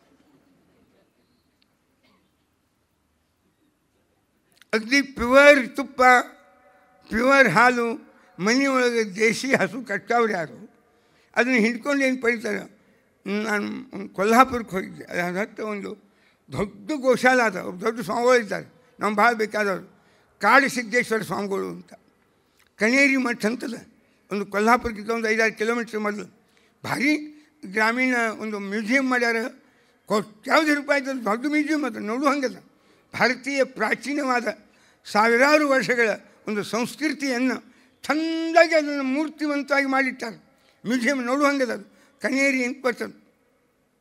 ಅವ್ರಿಗೆ ಒಂದಿದು ಏನು ಒಂದು 300 ಆಕಳ ಸಾಕ್ಯಾರ, ಶುದ್ಧ ತುಪ್ಪ. ಆ ಆಕಳ ಇನ್ನೇನೇನೇನು ಯಾವ ಅವು ಏನಂತ ಸಾವಯವ ಅಂತ ಹಂಗೆ ಗೊಬ್ಬರದಾಗ ಕೇವಲ ಹುಲ್ಲು ಇಂಥ ನಮ್ಮ ದೇಶೀಯ ಗೊಬ್ಬರಗಳನ್ನೇ ಕೊಟ್ಟು ಬೆಳೆಸೋದು. ದೇಶೀಯ ಆಕಳಗಳು ಮಾತ್ರ, ನಮ್ಮದೇ ತಳಿಗಳು. ಆ ಹಾಲು ಯಾವ್ಯಾವ ರೋಗ ಪರಿಹಾರ ಮಾಡ್ತದೆ ಎಂಬುದು ರಿಸರ್ಚ್ ಮಾಡಿ ಒಂದು ಪುಸ್ತಕ ಮಾಡ್ಯಾರ. ನಿಜವಾಗಿಯೂ ಶುದ್ಧ ದೇಶಿ ಹಸುವಿನ ಹಾಲು ಕುಡಿದ್ರೆ ಯಾವ ರೋಗವೂ ಬರೋದಿಲ್ಲ. ಎಲ್ಲ ರೋಗಗಳಿಗೆ ಅದು ಪರಿಹಾರದ, ಅದು ಸಿಗುವುದಿಲ್ಲ. ಹೀಗಾಗಿ ರೋಗ ನಮ್ಮ ಬೆನ್ನು ಬಿಡುವುದಿಲ್ಲ. ಅಶುದ್ಧ ಯಾವುದೇ ಒಂದು ಶುದ್ಧವಾದ ಪದಾರ್ಥದ ಸೇವನೆಯಿಂದ ಬರುವ ಸಾಮರ್ಥ್ಯ ಏನದು. ಹಾಗೆ ನಮ್ಮ ಕುಂತಿಯ ಮಾತು ಕೃತಿಗಳು ಒಂದು ಶುದ್ಧವಾದ ಜೀವನದ ಬದುಕಿನ, ಅದು ಯಾವುದೋ ಒಂದು ಪವರ್ ಅಂತ ಕರಿತಿದೆ, ಎಕ್ಸಿಸ್ಟೆನ್ಸ್ ಪವರ್. ಎಲ್ಲ ರೋಗಾಣುಗಳನ್ನು ಎದುರಿಸುವ, ಸಮಸ್ಯೆಗಳನ್ನು ಎದುರಿಸುವ ಶಕ್ತಿ ನಮ್ಮ ದೇಹದಾಗ ಬೆಳೆಸ್ಕೊಳ್ಬೇಕು. ಬರೀ ದೇಹದಾಗ ಶಕ್ತಿ ಬೆಳೆದ ಉಪಯೋಗ ಇಲ್ಲ, ಮನುಷ್ಯನಾಗ ಬೆಳಿಬೇಕು, ಬುದ್ಧಿಯೊಳಗೆ ಬೆಳಿಬೇಕು. ಅಂದರೆ ಮನುಷ್ಯ ಗಟ್ಟಿ ಆಗ್ತಾನೆ. ನಮಗೆ ಬುದ್ಧಿಯೊಳಗೆ ಮನುಷ್ಯನಾಗ ಒಳ್ಳೊಳ್ಳೆಯ ವಿಚಾರಗಳು ಬೆಳಿಬೇಕು ಅಂದ್ರೆ ಬೆಳೆಸುವ ಸಾಮರ್ಥ್ಯವನ್ನು ಹೊಂದಿದ ಒಬ್ಬ ಮಹಾತಾಯಿ ನಮ್ಮ ನಿಮ್ಮ ಕಣ್ಣೆದುರಿಗೆ ಕಾಣಿಸ್ತಾಳೆ ಮಹಾಭಾರತವಾಗ. ಯಾರು ತನ್ನ ಮಕ್ಕಳಾದ ಧರ್ಮರಾಜ, ಭೀಮಸೇನ, ಅರ್ಜುನ, ನಕುಲ, ಸಹದೇವರೊಳಗೆ ಆ ಶಕ್ತಿಯನ್ನು ತುಂಬಿದ್ಲು. ಅಂತೆ ಎಷ್ಟು ಕಷ್ಟ ಬರಬೇಕು, ಎಲ್ಲ ಕಷ್ಟಗಳೂ ಬಂದು ಎಲ್ಲನೂ ಎದುರಿಸಿದ್ಲು. ವನವಾಸ ಆಯಿತು, ಎದುರಿಸಿದ್ಲು. ದಾರಿದ್ರ್ಯ ಬಂತು, ಎದುರಿಸಿದ್ಲು. ಜೀವನದಾಗ ಎಷ್ಟು ಅರಿಗಿನ ಮನೆಯೊಳಗೆ ಕೊಲ್ಲಬೇಕು, ಏನು ಬೇಕಾದ ಉಪಾಯಗಳು ಎದುರಿಸಿದ್ಲು. ವಿಷ ಹಾಕಿದ್ರು ಮಕ್ಕಳಿಗೆ, ಎದುರಿಸಿದ್ಲು. ಕುಡಿಲಿಕ್ಕೆ ನೀರಿಲ್ಲಾರ್ದಂಗೆ ಕಾಡನ್ನು ಬಿಸಿಲಿನೊಳಗೆ ತಿರುಗಿದ್ರು ಮಕ್ಕಳು. ಮಕ್ಕಳ ಜೋಡಿ ತಾಯಿನೂ ತಿರುಗಾಳ. ಅರಿಗಿನ ಮನೆಯಿಂದ ಪಾರಾಗಿ ಹೊರಗೆ ಬಂದಾಗ ಕಾಡಿನೊಳಗೆ ನಡೀತಾ ಹೋಗ್ತಾ ಇದ್ದಾರೆ ಗುಪ್ತವಾಗಿ. ತಾಯಿ 5 ಜನ ಗಂಡಸು ಮಕ್ಕಳು. ನೀರಡಿಕೆ ಆದ್ರೆ ಮಗ್ಗಂದು ನೀರು ಬೇಕು ಅಂತ. ಅವ ನೀರು ತರ್ತೀನಿ ಕೂಡಿಲ್ಲೇ ಅಂದ. ನೀರು ತರ್ಲಿಕ್ಕೆ ಹೋದ ಭೀಮ. ಅವಗೊಂದು ಸಮಸ್ಯೆ, ನೀರು ಎಲ್ಲಿಂದ ತರಲಿ ಅಂದವ. ಎದರಾಗಿ ತರಲಿ ಅಂದ. ಉತ್ತರೀಯೇಣ ಪಾನೀಯಂ ಆನಯಾಮಾಸ ಭಾರತ. ಮೈ ಮೇಲೆ ಒಂದು ಅರಿವಿ ಹೊದ್ಕೊಂಡಿದ್ದ. ಆ ಉತ್ತರೀಯ ಅರಿವಿಯೊಳಗೆ 4 ಬಾಳೆ ಎಲೆ ಇಟ್ಕೊಂಡು ನೀರು ತೊಗೊಂಡು ಬಂದ. ಕಮಲದ ಎಲೆ ಇಟ್ಕೊಂಡು ತರುದ್ರಾಗ ಕುಂತಿ ನಿದ್ದೆ ಹತ್ತಿತ್ತು. ಅಂತಾಳೆ, ಒಬ್ಬ ಹೆಣ್ಮಗಳಾಗಿ ನೀನು ಸಾಮಾನ್ಯಳಲ್ಲ. ಹಸ್ತನಾವತಿಯ ನಿಜವಾದ ರಾಜ್ಯವನ್ನು ಆಳಿದ ಮಹಾನುಭಾವ ಪಾಂಡು. ಧೃತರಾಷ್ಟ್ರ ನಾಮಕೆ ವಾಸ್ತೆ ಸುಮ್ ಕೂತಿದ್ದ. ಅವೆಲ್ಲ ಹೋಗ್ತೀನಿ ಮುಂದೆ, ನಾಳೆಲ್ಲ ಶ್ಲೋಕ ಹೇಳ್ತೀನಿ ನಿಮಗೆ. ಖರೇನ ರಾಜ್ಯ ಆಳಿದವ ಪಾಂಡು. ದುರ್ಯೋಧನ ಪ್ರಾಂಜಲವಾಗಿ ಒಪ್ಪಿಕೊಂಡು ಅವರ ಅಪ್ಪು ಹೇಳ್ತಾನೆ ಏಕಾಂತದಾಗ, ತ್ವಮಂಧಗುಣ ಸಂಯೋಗಾತ್ ಪ್ರಾಪ್ತಂ ರಾಜ್ಯಂ ನಲಬ್ಧವಾನ್. ನೀನು ಕೂಡನಾದುದರಿಂದ ಕೈಗೆ ಬಂದ ರಾಜ್ಯ ನಿನಗೆ ಸಿಗಲಿಲ್ಲ. ಸ್ವಚ್ಛನ ಭೀಷ್ಮಾಚಾರ್ಯರು ಪಾಂಡುರಾಜನ ಕಡೆಯಿಂದ ಎಲ್ಲ ರಾಜ್ಯ ಆಳ್ಸಾರ ಅಂತ. ಹಸ್ತನಾವತಿಯ ಪಾಂಡುರಾಜನ ಮಡದಿ ಸಾಮ್ರಾಜ್ಞಿ ಧರ್ಮ ಭೀಮರ ತಾಯಿ ವಿಚಿತ್ರ ವೀರ್ಯನ ಸೊಸೆ ಶೂರಸೇನ ಮಹಾರಾಜನ ಮಗಳು ಕೃಷ್ಣನ ಸೋದರತ್ತೆ ವಸುದೇವನ ಅಕ್ಕ. ನಿನಗೆ ನೀರು ಬೇಕು ಅಂದಾಗ ಬೇಕಾದಷ್ಟು ರೈಲ್ವೇದಿಂದ ಇಳಿಯೋ ಮುಂದೆ ಒಂದು 100 ಬಾಟ್ಲಿ ಬಿದ್ದಿರ್ತಾವೆ. ಒಂದೊಂದು ಬೋಗಿ ಒಳಗೆ ಅಂತ ಒಂದು ಬಾಟ್ಲಿ ಸರಿಯಾಗಿ ಸಿಕ್ಕಿದ್ದಿಲ್ಲ ಆಕೆಗೆ. ಅರಿವಿ ಒಳಗೆ ನೀರು ತರಬೇಕು ಅಂದರೆ ಕುಂತಿ ಜೀವನ ದಾರಿದ್ರ್ಯದ ಪರಮೋಚ್ಚ ಅವಧಿಯನ್ನು ಅನುಭವಿಸಿದ್ರು. ಆದರೆ ಧೈರ್ಯ ಕಳ್ಕೊಳ್ಳಿಲ್ಲ. ಮತ್ತು ರಾಣಾ ಪ್ರತಾಪನ ಕಥೆ ಕೇಳ್ತಿಲ್ಲ. ಅವಂಗೆ ಆ ಕಷ್ಟದೊಳಗೆ ಕಾಡಿನಾಗಿದ್ದ. ಏನು ಅನುಭವಿಸಿರ್ಬೇಕು ಅವನ ದುಃಖ? ಅವನು ಭಗತ್ ಸಿಂಗ್ ಅನುಭವಿಸಿದ್ನೋ ಅಥವಾ ರಾಣಾ ಪ್ರತಾಪ್ ಸಿಂಹ ಅನುಭವಿಸಿದ್ನೋ? ರಂತಿದೇವ ಅಂತ ಆಗಂತಿದ್ರಿ, ರಾಣಾ ಪ್ರತಾಪ ಅಂತ ಈಗಂತೀರಿ. ರಂತಿದೇವನು ಇದನ್ನೇ ಜೀವನದಾಗ ಒಂದು ಧ್ಯೇಯೋದ್ದೇಶಕ್ಕಾಗಿ ಬದುಕನ್ನು ಯಾವ ರೀತಿ ಬಾಳಿದರು ಎಂಬುವ ಹಿನ್ನೆಲೆಯೊಳಗೆ ಕುಂತಿ ಅವಳ ತಾಳ್ಮೆ. ಅವಳು ಹುಟ್ಟಿದ್ದು ಶೂರಸೇನ ಮಹಾರಾಜನ ಹಿರಿಯ ಮಗಳು, ಬೆಳೆದದ್ದು ಕಾಂಬೋಡಿಯಾ, ಇವತ್ತಿನ ಕಾಂಬೋಜ, ಅದು ನಮ್ಮದೇ ದೇಶ. ಕುಂತಿ ಭೋಜ ರಾಜ ಇವನ ಸೋದರತೆಯ ಮಗ. ಯಾರಿಗೆ? ಶೂರಸೇನನಿಗೆ. ಮೊದಲು ಏನು ಮಗು ಹುಟ್ಟದ ಅದನ್ನು ಕೊಡ್ತೀನಿ ಅಂದ್ರಿಂದ ಈ ಪೃಥಾಳನ್ನೇ ಕೊಟ್ಟ. ಅಲ್ಲಿ ಕುಂತಿಯಾಗಿ ಬೆಳೆದದ್ದು ದುರ್ವಾಸರ ಸೇವಾ, ಅವರಿಂದ ವರ, ಕರ್ಣನ ಜನ್ಮ. ಇಲ್ಲಿ ಒಂದು ಸ್ವಲ್ಪ ವಿಮರ್ಶೆ ಮಾಡಬೇಕಾಗಿದೆ ನನಗೆ ನಾಳೆ, ಸ್ವಲ್ಪ ಭಾಳಲ್ಲ. ಈ ಪರ್ವದೊಳಗೆ ಸ್ವಲ್ಪ ಭೈರಪ್ಪನವ್ರು ಏನು ಮಾಡ್ಯಾರ ಅಂದರೆ, ಈ ಕುಂತಿಯನ್ನು ಪಾಂಡುರಾಜನ ಒಬ್ಬ ನಪುಂಸಕ ಅಂತ ಬರ್ತಾರೆ. ಈ ಹುಡುಗಿ ಕನ್ಯಾವಸ್ಥಾದಾಗೆ ಮಗುವಿಗೆ ಜನ್ಮ ಕೊಟ್ಟಿತ್ತು. ಇದಕ್ಕೆ ಚಲೋ ವರ ಹೆಂಗೆ ಸಿಗಬೇಕು? ಕನ್ಯಾವಸ್ಥಾದಾಗ ಕರ್ಣನಿಗೆ ಜನ್ಮ ಕೊಟ್ಟಾಳ. ಆದ್ದರಿಂದ ಕುಂತಿಯನ್ನು ಮಾಡಿಕೊಳ್ಳಿಕ್ಕೆ ವೀರಪುರುಷರು ತಯಾರಿಲ್ಲ. ಅದಕ್ಕೆ ಅವಾಗ ಕನ್ಯಾ ಬರಲಿಕ್ಕೆ ಸಾಧ್ಯ ಇಲ್ಲ, ಯಾಕೆ ಅವನ ನಪುಂಸಕ. ಹಿಂಗೆ ಕುಂತಿಯನ್ನು ಮತ್ತು ಶಾಪ, ಅದಕ್ಕೆ ಎರಡೂ ಮೇಳನಾಗಲಿ ಅಂತ ಕುಂತಿಯನ್ನು ಪಾಂಡುವಿಗೆ ತಲೆ ಕಟ್ಟಿದರು ಅನ್ನೋ ಹಂಗೆ ವಾಕ್ಯದ ಓದಿ ತೋರಿಸ್ತೀನಿ ನಾಳೆ ಪರ್ವದಾಗ. ಅವ್ರಿಗೆ ಭಾರತೀಯ ಸಂಸ್ಕೃತಿ ಪರವಾಗೇ ಇದ್ದವರು. ಆದರೆ ನಾವು ಕುಂತಿಗೆ ಅಪಚಾರ ಆಯ್ತು ಅಂದರೆ ತಡ್ಕೊಂಡು ಸುಮ್ಕೊಡುವಷ್ಟು ಅಷ್ಟು ಔದಾರ್ಯದ ವ್ಯಕ್ತಿಗಳು ನಾವೇನಲ್ಲ. ಅದು ನಮ್ಮ ಮಣ್ಣು ಹಂಗೆ ಕಲಿಸೋದಿಲ್ಲ ನಮಗೆ. ನಾವು ಉತ್ತರ ಕರ್ನಾಟಕದ ಮಣ್ಣು ಸ್ವಲ್ಪ ಬಿರುಸೇ ಇರ್ತದೆ. ಅದಕ್ಕೆ ನಾನು ಈ ಇರಾವತಿ ಕರ್ವೆಯಿಂದಾಗಲಿ ನಮ್ಮ ಸ್ವಲ್ಪ ಎಲ್ಲೆಲ್ಲಿ ಮಾತ್ರ ವಿರೋಧ ಬಂದದ ಕುಂತಿಯ ವ್ಯಕ್ತಿತ್ವಕ್ಕೆ ಅಪಚಾರ ಆಗ್ತದೆ ಅಂತ ನಮಗೆ ಅನ್ನಿಸ್ತದೆ, ಅಲ್ಲಿ ಕುಂತಿಯನ್ನು ಸಂರಕ್ಷಣೆ ಮಾಡಿ ಆಕೆ ಮರ್ಯಾದೆಯನ್ನು ಸಂರಕ್ಷಣೆ ಮಾಡೋದು ಭಾರತೀಯರಾದ ನಮ್ಮದು ನಿಮ್ಮದು ಎಲ್ಲಾದರೂ ಕರ್ತವ್ಯ ಅನ್ನೋ ದೃಷ್ಟಿಯಿಂದ ಸ್ವಲ್ಪ ವಿಮರ್ಶೆ ಮಾಡಿ ಆ ಕುಂತಿಯ ಉಜ್ವಲವಾದ ವ್ಯಕ್ತಿತ್ವ, ಅವಳ ವಿವಾಹ, ಅವಳ ಧೈರ್ಯ, ಅದು ಎಂಥದ್ದು. ಅಲ್ಲೋ ನಿನ್ನ ಜೋಡಿ ನಾವು ತಪಸ್ಸಿಗೆ ಬಂದರೆ ನಿನ್ನ ತಪಸ್ಸಿಗೆ ಭಗ್ನ ಆಗ್ತದೇನು? ಏನಿಲ್ಲ, ನಿನ್ನಲ್ಲಿ ತ್ಯಾಗಿದ್ರೆ ಹೆಣ್ಮಗಳ ಜೀವನದಾಗ ತ್ಯಾಗ ಇರೋದಿಲ್ಲ ಅಂತ ನೀವು ಯಾಕೆ ತಿಳ್ಕೊಂಡು? ಏನು ಚಂದ ಹೇಳ್ತಾಳೆ ಮಾತು. ನಿಜವಾಗ್ಲೂ ಹೆಣ್ಮಕ್ಳು ಕೇಳಿದರೆ ಅವ್ರ ಧೈರ್ಯ ಏನಿರಬೇಕು ಎಂಬುದು ಗೊತ್ತಾಗ್ತದೆ. ಆ ರೀತಿಯೊಳಗೆ ಕಾಣ್ತಾ ಬಹಳ ಭಾಗ ನಾಳಿನ ದಿವಸ ಮುಂದುವರಿಲಿಕ್ಕೆ ಪ್ರಯತ್ನ ಪಡೋಣ. ಅದನ್ನ ಹೇಳಿನಿಲ್ಲ, 3 ದಿವಸ ಏನು ಕುಂತಿ ಪಾತ್ರ ಮುಗಿಲ್ಲ, ಇರಲಿ ಆದಷ್ಟು ಮುಗಿಸ್ಲಿಕ್ಕೆ ಪ್ರಯತ್ನ ಪಡೋಣ. ನಾನು ಸರಿಯಾಗಿ 6ವರೆಗೆ. ಶ್ರೀಕೃಷ್ಣ.